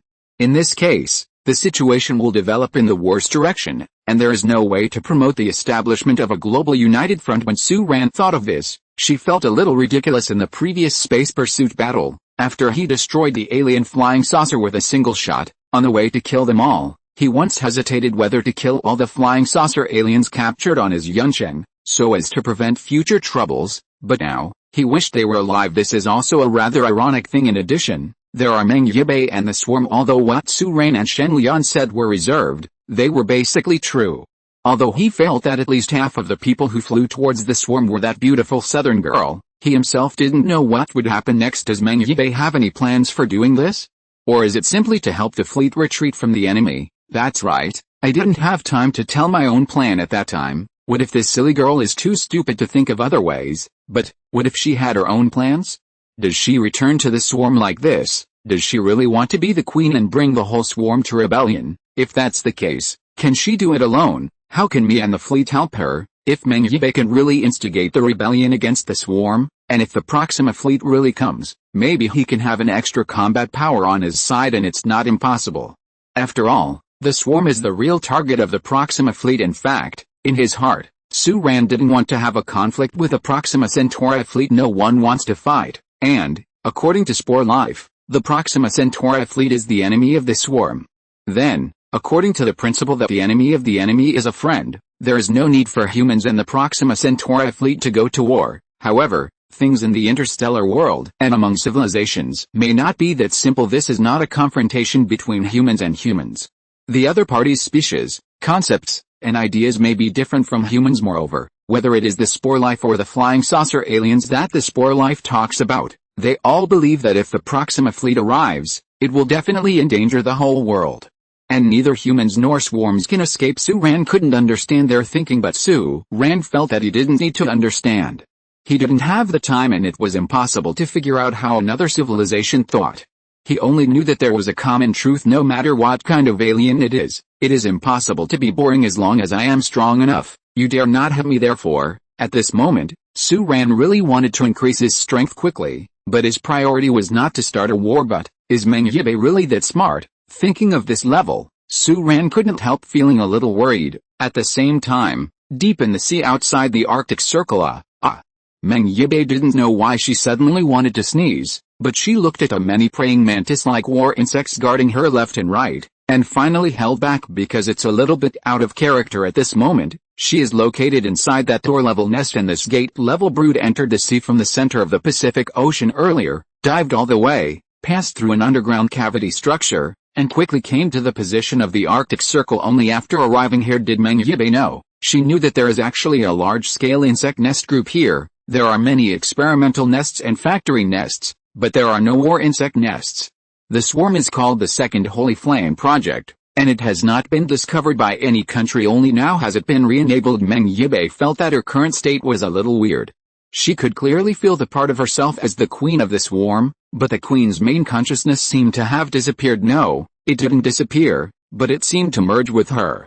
Sometimes, Meng Yibei felt that he could hear some kind of whisper, and that kind of voice prompted her to take various actions just like before. It was Meng Yibei's own wish to fly into the sky, and it was also her wish to speak and retreat under the worship of thousands of war insects, but it seemed that she was influenced by another consciousness when she finally chose to board the Vagala battleship. Moreover, it is obviously not something Meng Yibei can do by himself. So skillfully advancing under the swarm of insects, she felt that the conflicting state of the two consciousnesses in her body before had turned into this wonderful coexistent state. But now she didn't know whether it was a good thing or a bad thing. Thinking of all these things, Meng Yibei slowly raised her head. At this time, she was surrounded by these praying mantis-like creatures and came to the end of a long corridor. She pushed open the 7 or 8 meter high stone arch, and was surrounded by thousands of insects. In the sound of shouting, she bit the bullet and strode forward. She hasn't thought much about how she should deal with the next situation. At the same moment, the mandala was skimming across the Pacific Ocean, gradually approaching the last battlefield of the previous Pacific War. Tongmaya Okyu is going to use this as the starting point to start the search. Although she doesn't quite understand why Su-Ran wants to find a signal and the UFO alien at this juncture, she understands that as a subordinate, she should do what? Less talk and more action. It's just that Hoshino Junksha seemed a little frustrated. They finally returned to the fleet. Hoshino Junksha thought it was a good opportunity to meet Su-Ran and express his heart. But he didn't expect that the mandala would go back to the fleet again without even landing on the ground. Let's go. How can Junksha Hoshino, who has been worried about this for a long time, not be depressed? However, at this moment, Tongmaya Okyu didn't have the heart to care about this Dongyin girl. She looked at the endless sea and said to herself, if I want to rely on my warship to search for a signal, it probably won't be done in a short time. Chapter 62 Xinjiang Fleet Recruitment Plan. Shenrong led his troops all the way back to the new capital. The army was stationed outside the city, and Shenrong went straight to the command center of the central military region in the city, and briefly reported the situation he had confirmed here at Su-Ran, and the civilian staff on the scene sorted it out and quickly summarized it to the frontline command in Kyoto. But at this time, there was silence in the command center of the military region. Everyone looked at me and I looked at you. After looking at each other for a long time, they began to whisper. Some people choose to believe what Su-Ran said, while others think that Su-Ran may have another conspiracy and now it's just a secret. Fan Yushin, who is in the first place, did not speak for a long time since the last time he acted proactively. Fan Yushin has become more silent and cautious than many people. People can make mistakes, but they must understand where they made mistakes, so as to ensure that they will not make mistakes next time. It's just that he didn't speak, and the atmosphere in the room became even weirder. Therefore, everyone fell silent very quickly, looking at Minister Fan, who was at the top, wondering whether to say that the Xinjiang fleet is good or not. On the other hand, the atmosphere in Xinjiang headquarters is relatively more harmonious. Although the infrastructure of the fleet headquarters was severely damaged, it was only a matter of time before it was repaired. Su-Ran summoned his high-level executives, held a brief meeting, summarized the review, and briefly explained the next plan. Here are all people he trusts, and he also mentioned the existence of the Proxima fleet, and the decision of Su-Ran's current Global Human United Front. After listening to Su-Ran's words, everyone showed surprise on their faces, and they were all surprised by the blueprint for the future and Su-Ran's words. In the end, Su-Ran said, although today's battle has just ended, the pace of our fleet's advancement cannot be stopped. The plan of recruiting talents will continue to be implemented today, not only in the new capital, but also in the whole world. Talent Yuan Lichen was in charge of this matter. Hearing this, he frowned and said, however, our fleet headquarters is in a mess. Under such circumstances, should someone come for an interview? No. Su-Ran shook her head with a smile. You don't need them to come over, Lao Yuan. You organize your staff now. Let's go to the new capital now and recruit troops in the new capital. And, I'm going to advertise our fleet myself. Yuan Lichen's jaw almost fell to the ground. Let's go directly to the new capital?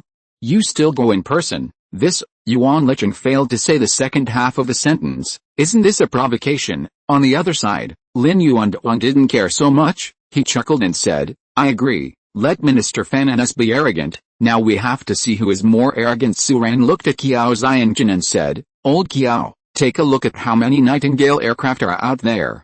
If you can make up 10 of them and there is no big problem, you can collect them, set off immediately, and send them to the San Diego of North America. The insect swarm just left? Kiao Xianjin frowned slightly, but quickly relieved. Yes, now is the time when the fleet is least likely to be attacked, so I'll set off right away. Su-Ran said, actually, this matter is not so urgent, but since we want to build a global united front, I have to figure out my own affairs first. I have already owed the 10 Nightingale aircraft some good days gone so far. This meeting is over. Everyone quickly left to go their own way, and Su-Ran also stood up immediately, and Yuan Lichen led a group of civilian personnel in the fleet, set off immediately, head to the new capital, and prepare to recruit. And when the news reached the headquarters of the Xinjiang military region, Fan Yushin, who sat at the top with a gloomy face, stared round. What? Just after the war, Su-Ran is going to our Xinjiang to recruit troops? Did he come here by himself? Did he think he was an MLM organization? Want to come here to attract people? Same moment the deep sea outside the Arctic Circle, inside the core circle of the gate worm nest, the tall door slowly opened, and the girl with silver-gray skin was walking forward under the protection of the swarm. This is a circular hall. The ground is made of something that looks like metal and non-metal. It has a cold and hard texture, and there are many reliefs of strange creatures engraved on it. Meng Yibai had never seen it before, but at this time he felt very familiar, and even recognized 7 or 8 of them. Some of them were the evolutionary history of this praying mantis-like creature, just like human beings. They also named their own species, called the Great Creator Race, the Legendary Evolutionary, the Genetic. Except for this very lengthy title translated into human language, they also have a simple the title of Ki. The information about the swarm appeared in her mind as if it existed naturally. She doesn't recall or even remember, but only sees some related things and similar content, and these memories burst out, filling her brain. The internal ruling layer of the swarm is divided by race and genes. This kind of praying mantis-like creature is the top race of the entire swarm, and it is also the real controller. They are like the royal family of the Earth feudal dynasty, while other groups are the subjects of the royal family. The high and low of these praying mantis-like creatures are distinguished by genes, just like the emperor with pure blood, and the impure human relatives, but the difference is that in the swarm, genes are the key in authority. It is the key to unlock. The key to the production sequence of the swarm is also the key to maintaining the ruling power of Yan Qiao. Because of this, the queen with the highest level of genes is so important to the swarm. If your key is missing, none of the lower level war bugs can control the swarm, nor can certain specific manufacturing sequences be activated. In a sense, this is also a short board created to embrace absolute dominion now. Of course, for the swarm, their queen is back. Meng Yibai came back to her senses from the deep memory. With a fusion of memories, not only did she not become confused, but her consciousness gradually changed from confusion to clarity. The dazed state just after the operation seemed to have finally been eliminated. Her mind became clearer and her consciousness became clearer. She raised her head and looked around. The circular platform was similar to the circular platform she had seen in that weird dream, only slightly smaller. Of course, it was quite large. The material of the ground was different, and there was a huge hollow in the center of the platform. The bottom of the hollow seems to be the power furnace of this gate-level nest, and the flickering light shines out from there, not only bringing light to the hall space, but also bringing heat. Chapter 63 I Want to Rest. At the extreme end of this platform, there is also a chair that Meng Yibai is familiar with. It also has that kind of weird appearance, standing at the end of the platform, but no one is sitting at this time. If Meng Yibai hadn't known that it was a chair, at first glance, it may be regarded as some kind of relief, but soon, memories related to this also emerged. It was the throne of the queen of the swarm. A ghostly voice whispered in Meng Yibei's heart, "Sit up, answer the swarm's call, revive the swarm's glory." Meng Yibai swallowed, feeling a little nervous. All of a sudden she didn't know what to do with herself, how to do it right. Moreover, she is not the only mantis. Like combat insect like those imperial guards on this platform, on the edge of the platform, there are many people standing, worms. Meng Yibai roughly glanced at them. They were all the same precipitous, 5-meter-high body, like giant praying mantises magnified hundreds or thousands of times. Some were even taller, and some had quite a few special features, organs, some with strange camouflage patterns. Even now, there are still many cliffs gathered on this platform from other smaller corridors. The number is probably already 30 or 40, but they are very cautious. They only gather at the edge of the platform. No matter whether they are crowded, they do not occupy the position inside the platform, as if this open space can only allow the queen to pace and move forward, but they don't seem to have the humankind. Do not look directly at the king's taboo. Each of the 32 black eyes looked at Meng Yibai here, as if looking at him, but Meng Yibai felt that it was more like a scrutiny 40 Gao, that is, 1,280 eyes. Pete, this is too scary. I've fallen into a bug's nest. Meng Yibai looked horrified. Even though she felt that she should pretend to be the majesty and demeanor of the empress, she couldn't help turning her gaze away at this time, and quickened her pace. It might be okay for her to fight against these bugs, but this kind of situation makes her feel more stressed. Fortunately, this platform is not that big, and the long road will eventually come to an end after sending the queen down to her throne. The 12 precipitous warriors surrounded by Meng Yibai quickly spread out along the throne, holding odd-shaped weapons in their hands, proudly guarding the two sides. It looks like this is a loyal and loyal soldier. Meng Yibai muttered in a low voice. Probably only she could hear it. She was actually a little flustered, and she was a little bit withdrawn at this time. Can I go back to the Xinjiang fleet? This bunch of bugs? No. You must rule them all. You are their mother, their king, and you cannot abandon them. That was another voice in Meng Yibei's heart. As these voices rose, the retreat that had just sprouted in her heart gradually faded away. If it was in the past, Meng Yibai would definitely shake his head and say no to this voice immediately, but at this moment, these voices are like her own subconscious, affecting her silently, and the impact has always been subtle. Therefore, the girl failed to notice the changes in her mentality caused by them. She only thought that she was struggling. In fact, it seemed to be the case. At this moment, Meng Yibei's heart was constantly fighting. Go, and want to bite the bullet and go on. In the end, she continued to move forward, step by step, and sat on that strange chair, cold and hard. How can there be such a hard chair? Is this for people to sit on? Meng Yibai vomited in his heart, but at this moment, many precipitous praying mantis-like creatures suddenly hissed in unison. The sound came so suddenly, Meng Yibai was startled, and almost missed him. Jump up in the queen position. Fortunately, Meng Yibai was stable and did not do such a shameful thing. Moreover, although those neighings sounded like neighing, Meng Yibai knew that it was the language of the insect swarm, similar to the long life shouted by the emperor in ancient times. There are not many opportunities for the swarm to use this language. They mainly rely on neural and biophysical networks to communicate. Meng Yibai nodded, searched in his mind for a while, and finally found the corresponding response. After responding to the swarm of bugs who bowed their heads one after another in the field, they got up one after another. At this time, the insect swarms that had been scattered around the circular platform slowly stood in the center of the platform. This is really the same as Shuang Dynasty, but I don't know my official. Meng Yibai was talking nonsense in his heart, but his body leaned forward slightly. This chair was prepared for the 5-meter-high cliff, and it was too big for Meng Yibai now.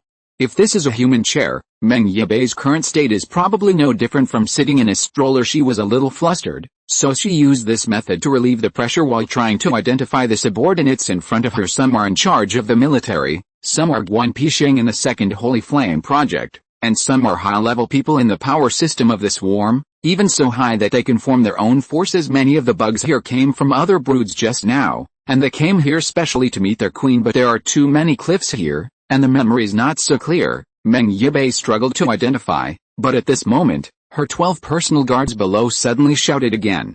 Return, what does it mean? Meng Yibai was wondering. When she heard a series of abnormal noises from the dome, she raised her head, and saw tentacles stretched out one by one. No, those are not tentacles, but biological pipes one after another, spreading down from the wall above the arched dome of the platform, and Meng Yibai unexpectedly discovered that the target of these pipes is actually himself. Meng Yibai soon realized that this was to constitute a connection. She wants to use this method to connect herself into the swarm, to command and control this swarm. Looking at the tentacle-like pipes, Meng Yibei's expression froze a bit. Shared consciousness. What if I can't restrain my thoughts? Moreover, to be stuck in so many tubes? When Meng Yibai thought of this level, he suddenly thought of such a picture, sitting on this empty and cold platform. Every corner of his body was filled with these tubes. Such a picture, just, seeing that the pipes are getting closer and closer to me. Finally, wait. Meng Yibai jumped up from his seat, opened a pipe on one side, and shouted, I am tired. I want to rest. This is to connect the swarm. Let's talk about it next time. After she finished speaking, she realized that the worms couldn't understand her human language, so she quickly stood on the chair and yelled again in the worms' language. And at this moment, when she lowered her head, what she saw were more than 1,200 completely dull gazes. If you're listening to this novel on a channel other than Fanfic World, it means they downloaded and uploaded it without effort. We cordially invite you to visit our channel, Mundo Fanfic Novelis. There you'll find the original version of this story, and you can explore many other novels of various genres. We're waiting for you to immerse yourself in a world of incredible novels. Chapter 64. I Can Give You Monkeys. You, is Su Ran. That's right. In the new capital city, Su Ran sat in the small room at the end of the temporary office of the fleet, looking at the pretty girl on the opposite side with an expressionless face, but she looked at the excited girl who was looking at some celebrity, and said, name, age, post-apocalyptic pre-employment. Su Ran was interrupted before she could finish her sentence. The other party climbed onto the table, leaned over half of his body, looked at Su Ran with his big eyes flickering. Are you that great commander? Su Ran stared at the eyes that seemed to be twinkling with little stars for a moment, and then said very calmly, okay. Your interview is over, please go out. But I haven't answered any questions yet. In an unwilling voice, the interviewer was politely invited out. Next person. This time it was a tall girl who came in, but she was wearing summer clothes in such a winter, With a deep V revealing a large area of snow-white skin and goosebumps, she acted very normally, and when she came in, she sat firmly in front of Su-ran and briefly introduced herself. Su-ran flipped through her resume. You can pass the previous 5 rounds of interviews, so there must be merits. Then, can you tell me what you plan to do? I can give you monkeys. Very good, huh? Su-ran raised her head suddenly, pointed out the door. Please go out. After the long-legged girl walked out the door in a very puzzled manner, Su-ran quickly picked up her communicator, connected to Yuan Lichen who was interviewing in front, and roared, "What the hell are these 2 women who came in?" Yuan Lichen said aggrievedly, "I think you may need a secretary." "Don't I have 2 adjutants, you and Li Yilin? I mean, the kind of secretarial life?" Hehe. Su-ran was silent for about 3 seconds, and decided to show the demeanor and majesty of a commander. He said, "That's it, old Yuan, we must gain something today, okay? I understand."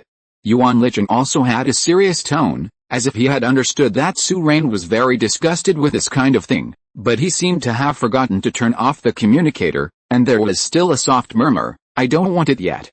Both Li Yilin and Jin Suhyang feel that you lack a life secretary. If you don't want it, I want it." The interview teams of Li Yilin and Jin Suhyang are also the number 1 among the 5 rounds of interviews. They have previous recruitment experience. This time, both the process and the details have been improved a lot. After hearing these words, Su-ran didn't say anything, but just silently turned off her communicator. Sometimes, you are the commander and you have to pretend not to hear certain words, especially this kind of, The next person who came in was more normal. The next person who came in was a mechanical engineer named Zhang Junming. It is said that he was a project leader of the Xinjiang automobile yard before.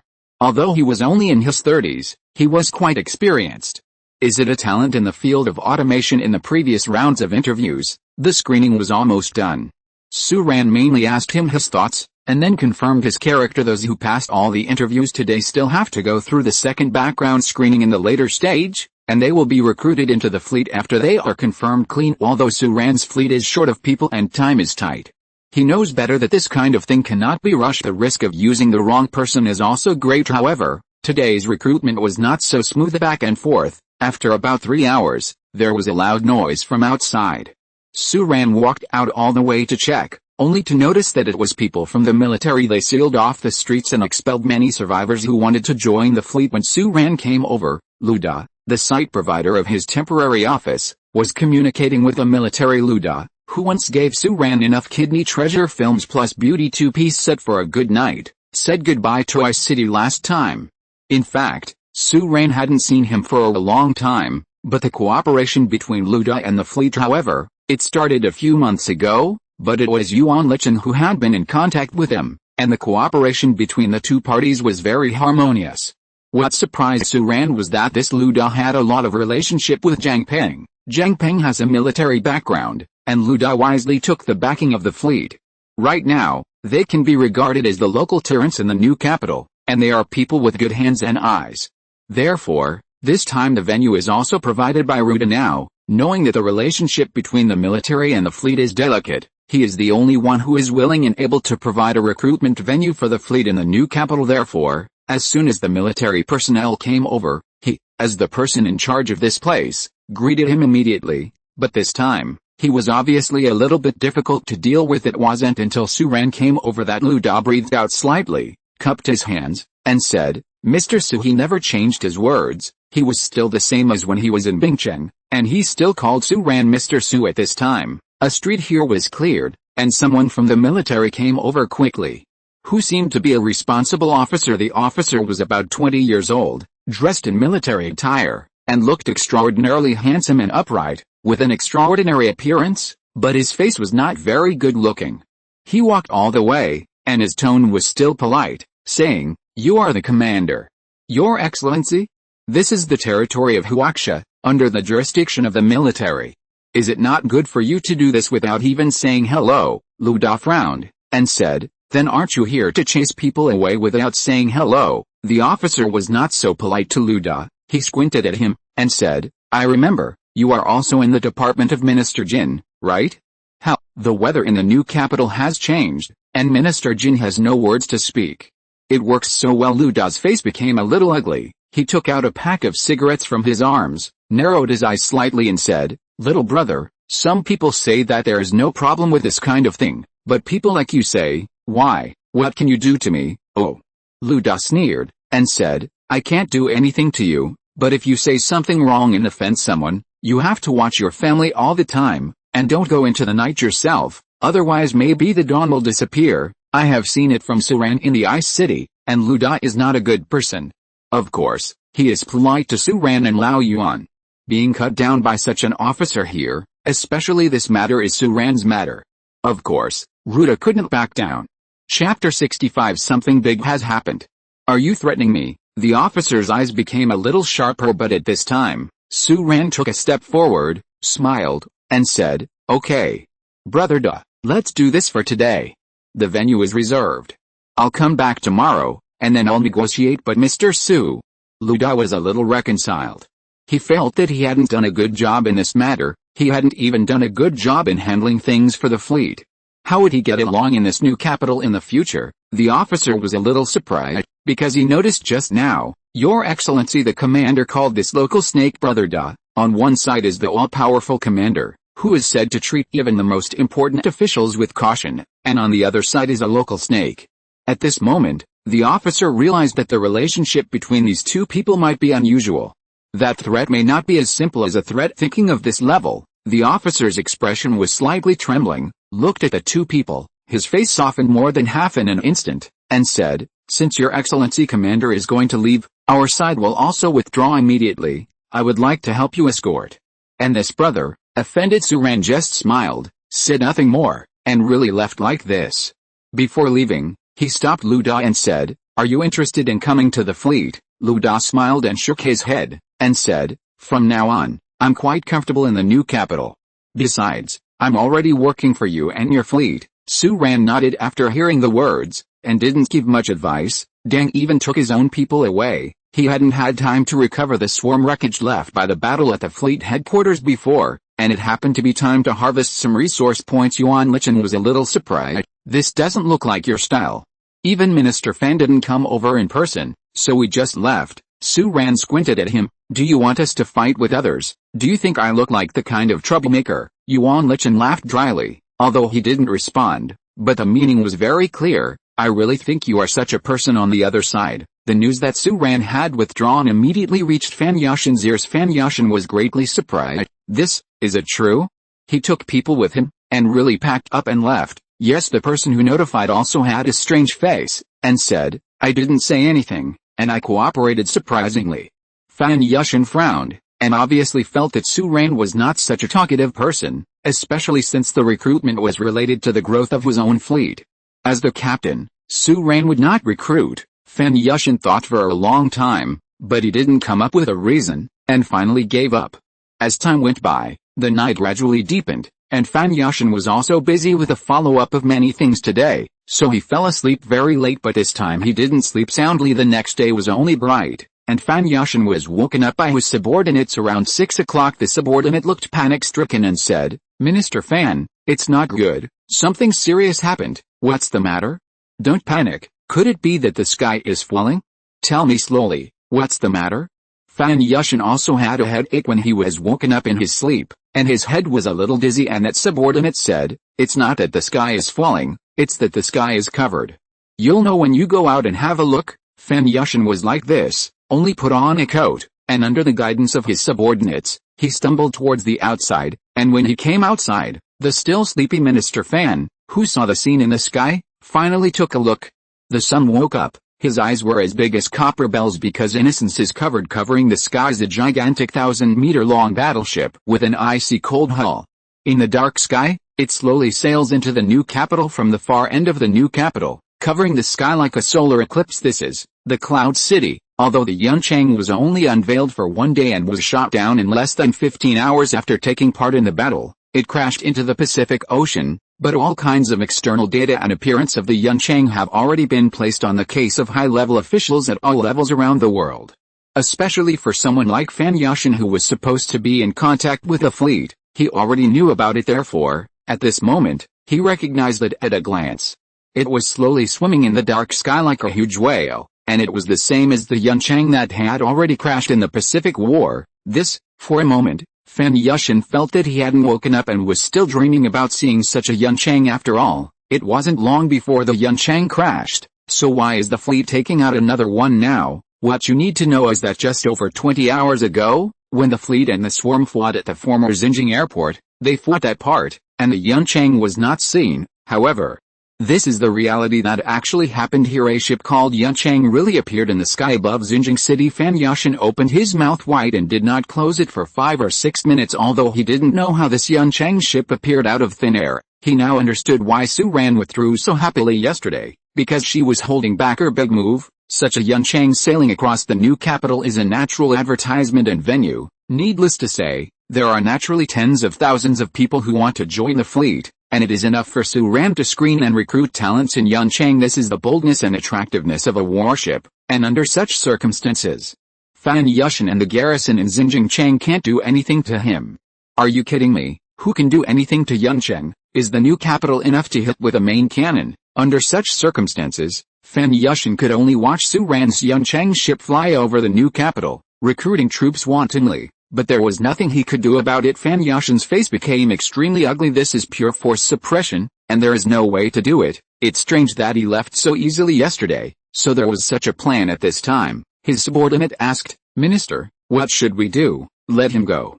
Like a defeated rooster, Fan Yushin shook his head dejectedly, wrapped his clothes tightly around his body, turned and went back to his room. At this moment, in the sky, Su Ran was sitting firmly on a huge battleship. This battleship is, of course, newly built. When the Yunchang was launched into the sky, the fleet was full of exclamations. However, if Su Ran knew what Fan Yushin was thinking, he would have shook his head and said, "This is not Yunchang, this is Yunchang number 1, because there are number 2, number 3, number 4. Chapter 66. Old Friend.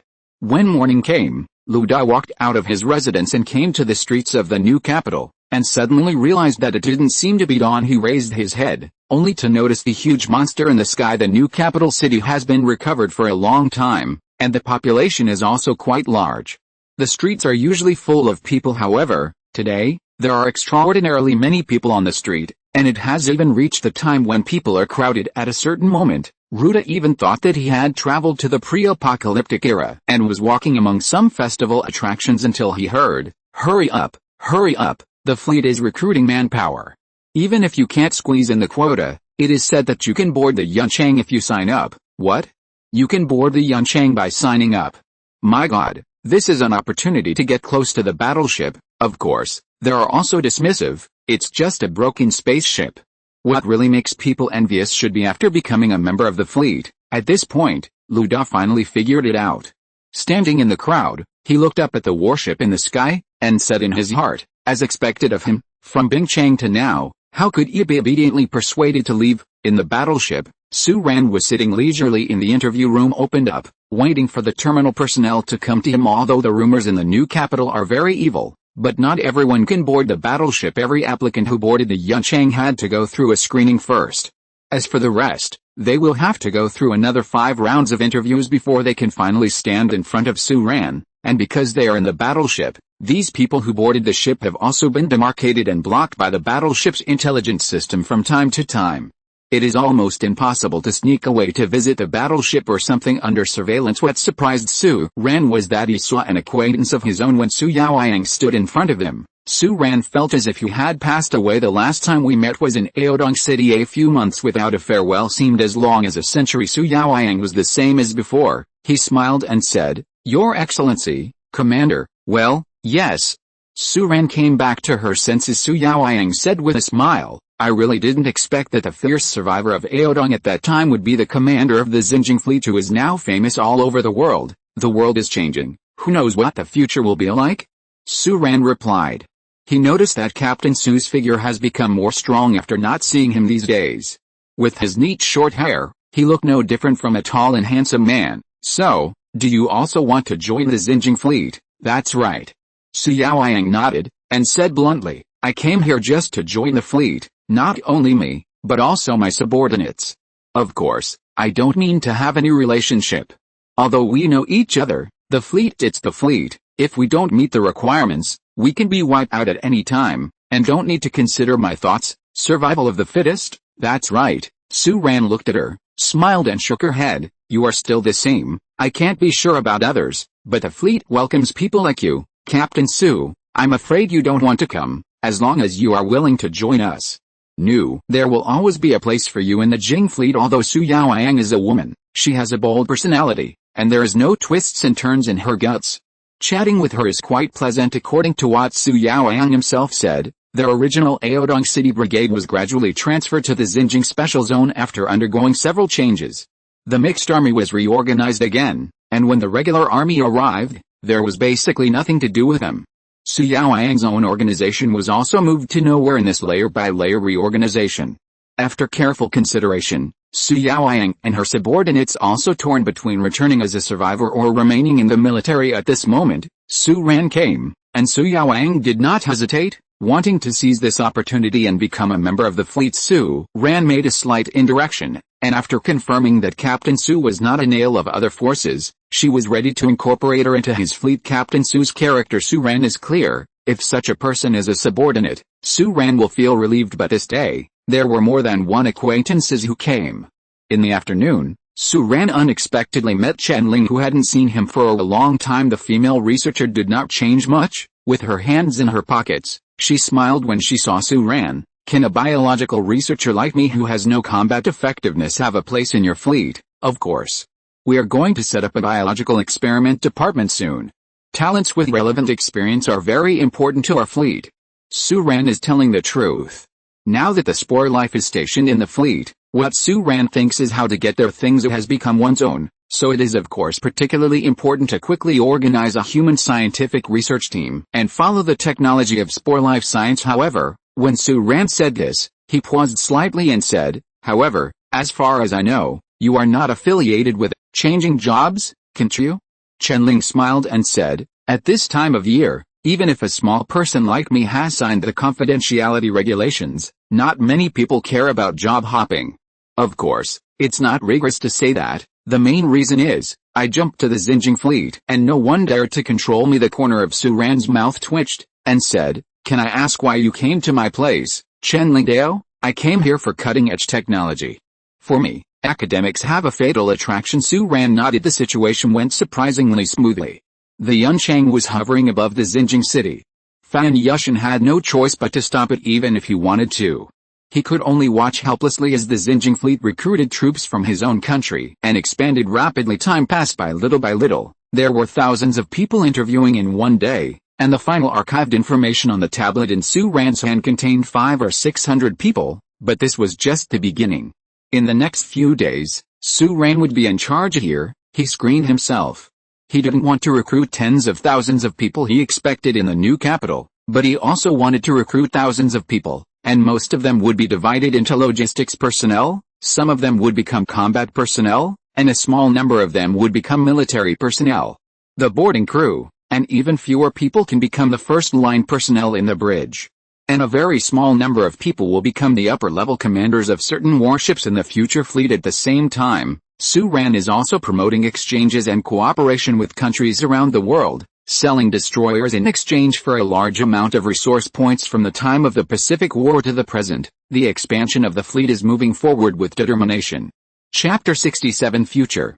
November 20th, North Pacific Ocean U.S. Independence Satellite Station on Lanai Island, Hawaii Island's shadows are hanging over the area that was Tongmaya-Okyu's mandala. After several days of searching, he finally located the signal source in the North Pacific Ocean. Tongmaya-Okyu was standing right in front of the captain's seat, overlooking the island below her. Lanai Island has now been completely turned into ruins, only this small piece is still standing. At the same time, on the mandala, the marine team headed by Dong Yuanwu has landed. They will shoulder the heavy responsibility of searching for and capturing the alien creatures in the flying saucer. In this case, Tongmaya-Okyu was not worried that his battleship would startle the snake if it was lying here at the same time. Su Ran was also monitoring the progress of the situation on the field through the fleet. They are planning to catch a job today. Dong Yuanwu and other marine teams on the mandala were quickly dropped off from the mandala. There were 16 people in total, headed by Dong Yuanwu, and each of them had a set of dark energy armor. This was already a battle that had been fought many times. It is the last batch of dark energy armor that the mandala, which has never really received fleet supplies, can produce. In addition, the 2 land killers and a functional machine battlefield robot on the Mandala. It was also thrown down, and quickly moved to the satellite observation station at the target location. They deployed control around the surroundings first. 1 land killer pressed the formation, and the other land killer quickly stormed in. There is no fancy, just rush in all the way, because before the assault, Mandala's biological detection device had already detected that there was only 1 alien creature in this satellite station on their side. They have the entire Mandala. Dong Yuan Wu and others rushed in quickly, and the footage of the field camera they carried with them shook with the shaking of the human figure.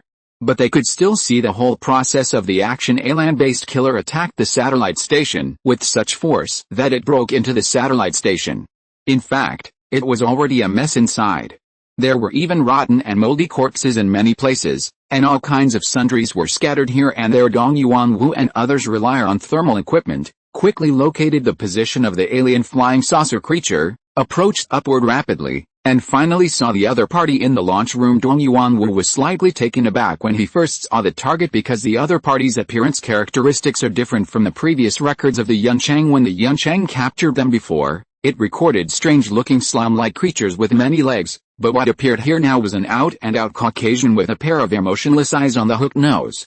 He looked at the fleet members here coldly. Dong Yuan Wu and others raised their guns one after another, and while urgently verifying, they ordered the people outside to step up their guards, in case this human being was just a cover-up. However, at this moment, the gloomy white man suddenly fell to his knees, raised his hands, and shouted, "I surrender." This act of surrender was extremely quick and without hesitation, which made Dong Yuan Wu and others a little dumbfounded. What kind of operation is this, from the beginning to the end?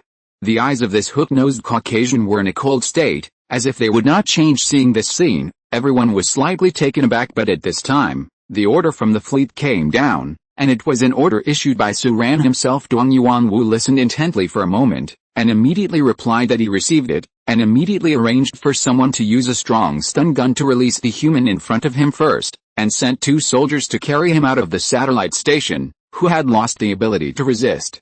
The tractor beam tower took it to the battleship and imprisoned it. Immediately afterwards, Dong Yuan Wu searched here again, and the relevant technicians confirmed and copied the original information of the signal sent continuously to space from here. And when all this was over, there was a definite news from the Mandala, that the hook-nosed Caucasian was the target of their operation, the flying saucer alien under the NMR. It was lifted from the human state again and turned into that ooze-like alien biological form. At this moment, the Mandala slowly raised its altitude, and amidst the sound of the sonic boom, it quickly turned back in the direction of the new capital after the extraterrestrial creatures were taken into custody. And all the information intercepted at the scene and the original information and data found were uploaded to the Xinjiang headquarters. Tong Myaokyu exhaled slightly, turned to look at Hoshino Zhengsha on the other side, and said with a smile, "This you should be able to meet our commander as you wish." At the same time, the Xinjiang fleet, Su Ran immediately received the message sent back by Tong Myaokyu, and the technicians on his side who had been waiting for a long time checked and quickly confirmed that this was the message sent to the Proxima fleet.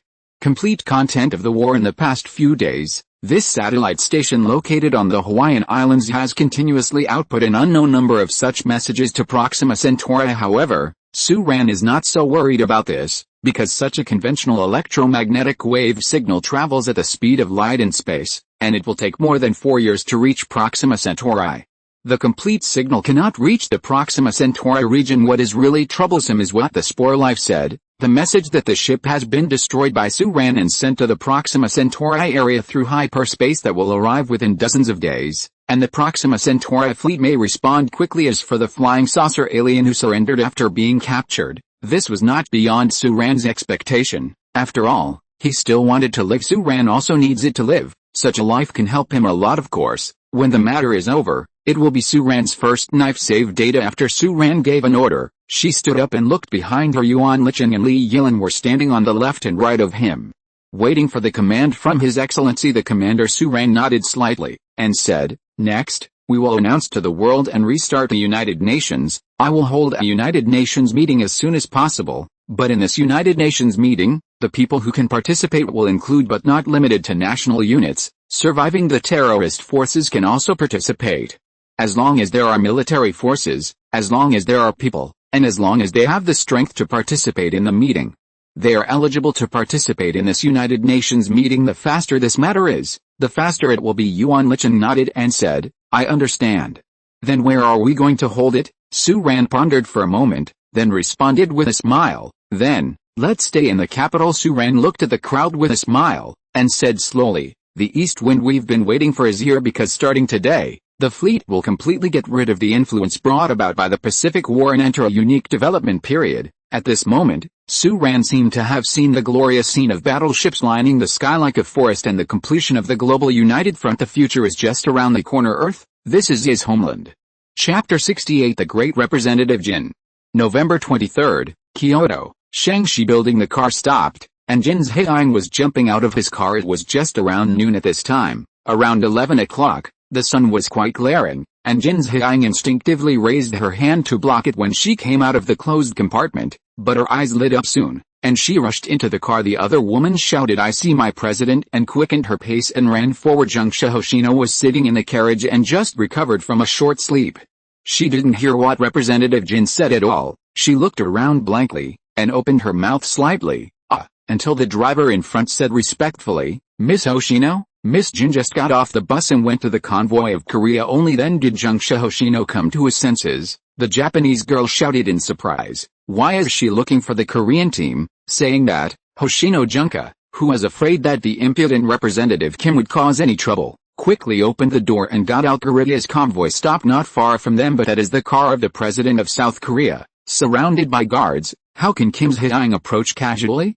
The former Kim representative might be stopped even if he couldn't even meet the President of South Korea, right? Such thoughts flashed through Zhengsha Hoshino's mind, but just as she got out of the car, she saw a scene that surprised her. No one stopped Jin's Haiyang, and that imprudent Miss Jin met the President of South Korea just like this. Although the gray-haired Mr. President did not get out of the car, he also rolled down the window, looking very enthusiastic, and even shook hands with Jin's Haiyang. This is, only then did Zhengsha Hoshino react. It is absolutely impossible for the President of South Korea to meet Representative Kim, but he will not miss Kim Ji-young, who was born in South Korea and was personally recruited into the fleet by His Excellency the Commander of the Sikaiyong fleet. That's right, just because she's from the fleet. In fact, at this moment, around their car, there were even many representatives from other countries or personnel dispatched by the survivor forces quietly looking at them. Zhengsha Hoshino couldn't help but turn to look at their car. The convoys of other countries or survivors will more or less have national flags or logos, but there is nothing on the vehicles of their fleets, and they don't even have convoys, because this global United Nations conference is their fleet initiated, and the commander did not show up for a long time. The people in their fleet scattered here and there. For example, Hoshino Zhengsha and Jin's Haiyang appeared here, but Captain Tong, who sent them here, has not left the Kyoto airport where the Mandala is docked. However, there is no sign, no convoy, and people from dozens of countries and survivor bases gathered here clearly recognize that those cars are the cars of the Xinjiang fleet. They don't need to know Huax's fleet, or Laoma's fleet, but now, who dare not know the cars and people of Xinjiang fleet? Even the most remote forces and countries have to do their homework first, and dare not make a fuss at this juncture. If there is a conflict, a taboo, or an offense, who can afford it? Hoshino Zhengsha didn't say anything, just stood by the car silently, waiting for Jin's Haiyang over there to come back. The two of them walked forward. Jin's Haiyang took Hoshino Zhengsha's hand excitedly, and said, wow! Did you see that, President Park? He is very warm to me, and he also said that I wear too little clothes to keep warm. This is too kind. Hoshino Zhengsha just smiled, and replied silently in her heart, of course this is due to the status of the fleet. Zhengsha Hoshino didn't know how she became friends with Jin's Haiyang. After the capture was completed 3 days ago, they returned to the fleet headquarters. Zhengsha Hoshino finally met the commander. The other party was surprisingly kind and accepted the change. She was even willing to help the Dongying people rebuild their new home, which finally relieved Hoshino Zhengsha's heart. And then she also got to know the representative of Jin's Haiyang is very familiar. As if seeing Hoshino Zhengsha as a foreigner like herself, she has been enthusiastically approaching Hoshino Zhengsha's side. Over time, the relationship between the two has become closer. This is actually very good. The atmosphere in the fleet is not quite the same as Zhengsha Hoshino imagined. Before she appeared as a guest she didn't experience anything, but now that she has become one of them, she feels that way. Everyone is harmonious and has very good friends, which is really a good feeling. Even in such an era and such a world, one can live out one's own appearance. Although, it's only been 3 days. Hoshino Zhengsha shook her head. Even so, Sometimes she still felt a little guilty. After all, she had existed as the opposite of the fleet, and even tried to entrap the Xinjiang fleet. Such an experience made Hoshino Junksha always hard to let go, feeling ashamed in her heart. At this time, the two of them had already walked under the Shangxi building. She raised her head and looked up at the towering building. At this time, busy people came and went in and out of this building, including representatives of various countries, security personnel from various countries, meeting organizers of the fleet, and a large number of miscellaneous and security personnel sent by Huaxia. In the 5th month after the end of the world, people from all over the world are gathering here as if aware of Hoshino Junksha's thoughts. Jin Zhiang, who was standing beside her, smiled slightly and said, "It's incredible now. I'm also proud to be a fleetman. We're leading the way in the world," Hoshino Junksha said. "Yeah, it's really amazing," Jin Zhiang said. "If you want to say it's great, you still have a part of the credit." That's right. Without your intelligence network, how could we spread information all over the world in such a short period of time?" Jin Zhiang smiled. "I heard from your excellency, Commander, that the Xinjiang fleet was established in a hurry and the swarm was defeated. Afterwards, external news is severely blocked. Without you, our fleet would be in a half-blind state. Is it?" Hoshino Junksha was a little surprised, but also asked with a little expectation and joy, "Did the commander say that?" "Of course. Do you think I'm a nonsense person?" Jin Zhiang noticed that the Japanese companions around him became happy for some reason. Not only he said that, but many people in the fleet said that. Of course not. Hoshino Junksha pursed her lips and smiled. She was indeed a little happy, because she was recognized by the commander, and also by the fleet people, and the guilt and shame in her heart finally faded away. Chapter 69 High-Level Meeting. November 23, 1153. The American convoy finally arrived late and stopped slowly in front of Shangxi building. The joint guidance of the Huaxia military and fleet is coming up quickly, and in the car behind the American convoy, Angus hurriedly got out of the car and walked all the way to the side of a luxury Cadillac in the middle, stretched out his hand, and respectfully opened the door, lowered his head slightly. "Mr. Leader." The person sitting inside was none other than Mr. Albert, the current head of the United States. He actually came to the Huaxia venue in person, which is quite incredible. He got out of the car, nodded to Angus, turned his head to look at the clear sky behind him, and said, "That commander, hasn't he arrived yet?" Angus said, "According to the information we have now, at the Kyoto airport, the fleet members confirmed to have arrived include Maya Okyu, Yuan Lichen, Qiao Xiangjin, and several captains who have not been clearly recorded at present. They should be new members recruited just before." "New member?" Albert shook his head and said, "It's more than an hour before the conference starts at 1 o'clock. Come up with me first and meet other people." Angus nodded. Logically speaking, it is impossible for such a small character like him to appear here with Mr. Leader, but because of the incident in San Diego last time, he accidentally became a key figure in facilitating the cooperation between the US and the fleet, and he has contributed a lot, and rose all the way, and this time he even had the opportunity to come to Kyoto to attend the meeting with Mr. Leader, which was something that Angus could not have imagined before, and because of this, Angus is very fortunate now that he thinks about it, thanks to the fact that he didn't confront the commander. Otherwise, how could there be such good things later? However, isn't this a meeting held by the Xinjiang fleet? Why did that commander-in-chief delay in coming? Angus had messy thoughts in his mind, but remained vigilant, and followed Mr. Leader all the way to the Shangxi building. Although it is impossible for any assassination to occur here, Angus is still very cautious. Fortunately, there was no danger along the way. They came to the grand staircase venue on the 30th floor of the Shangxi building, the big one on the top, and when they got here, the other bodyguards could only be turned away. Angus, as the last and only entourage guard, followed Albert into the venue. Along the way, many people greeted Albert with respectful expressions at most. Mr. Albert, the leader, nodded in response, and used his eyes to stop many people who wanted to come up for a chat. This is the confidence of a big country. Others can only curry favor with you. Therefore, along the way, Angus' waist is also very straight. Even though the world has undergone such tremendous changes, a strong country is still a strong country, and the world system before the arrival of the swarm has not been completely broken. Especially now, the news that the United States has mastered the design and manufacturing method of the blaster gun has been exposed, which makes all forces in the world dare not underestimated. In the end, Albert stopped at the edge of the large venue, beside a slightly fat middle-aged man by the floor-to-ceiling windows. That middle-aged man was none other than Li Jianbang, China's top official in Albert's view, apart from the commander. There are only a few people who are qualified to chat with him in this venue, and China's top official Li Jianbang is definitely one of them, and his position is at the front. Li Jianbang glanced at Albert and said, "In China, there is an old saying that peace is the most important thing. It is not the way to be a human being if you boss around like this, boss." Albert replied in Chinese, before switching to English, and said, "Don't think I don't know what the word you use means. I have studied Chinese culture. Come here, isn't it already peace is the most important? But why hasn't the commander come here yet? He appeared in Dongpu yesterday." Li Jianbang chuckled and said, "That commander is not an ordinary person, he should be here soon." Dongying? Albert was not surprised, and said, "I heard that he is recruiting troops. After the First World War in Dongying, he now owns half of Dongying's country. On the other hand, destroying the local bandits and military bandits, the reputation of the Xinjiang fleet is second to none in Japan, and it seems that it will be assigned to the territory of China in a short time. Congratulations, congratulations." Li Jianbang shook his head, glanced at Albert, and said in a calm tone, "The fleet is the fleet, and Huaxia is Huaxia. Although the current mainstream of the fleet is Chinese people, but this time, the Xinjiang fleet not only recruited a group of Dongying people, you have also recruited a group of members from North America. You say congratulations, but you actually want to ask what is the relationship between us and the fleet." Albert looked down through the floor-to-ceiling windows and said, "That's true, but what I want to know more is, what is your attitude towards the Xinjiang fleet?" "There is no attitude.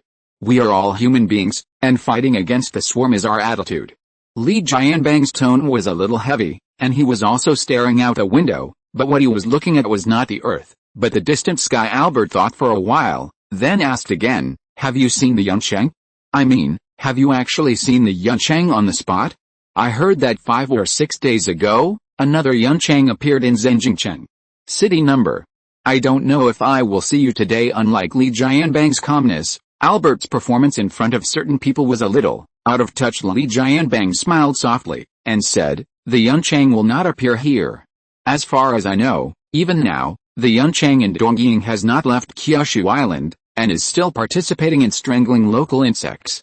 Could it be that Your Excellency the Commander is coming here with a smell of blood all over his body, so that's it?" Albert smiled. "So, do you think he brought us together today, heads of more than 70 large independent survivor bases from more than 30 countries? Want to say something?" Li Jianbang responded calmly. "A few days before the 20th, the Mandala patrolled near the Hawaiian Islands in the North Pacific for several days. I think you may know the answer to this question better than me. I can't hide it from you at any time." Albert paused, and just as he was about to say something, he saw a staff member running over quickly and whispered something into Li Jianbang's ear. Li Jianbang's calm face finally showed a trace of abnormality.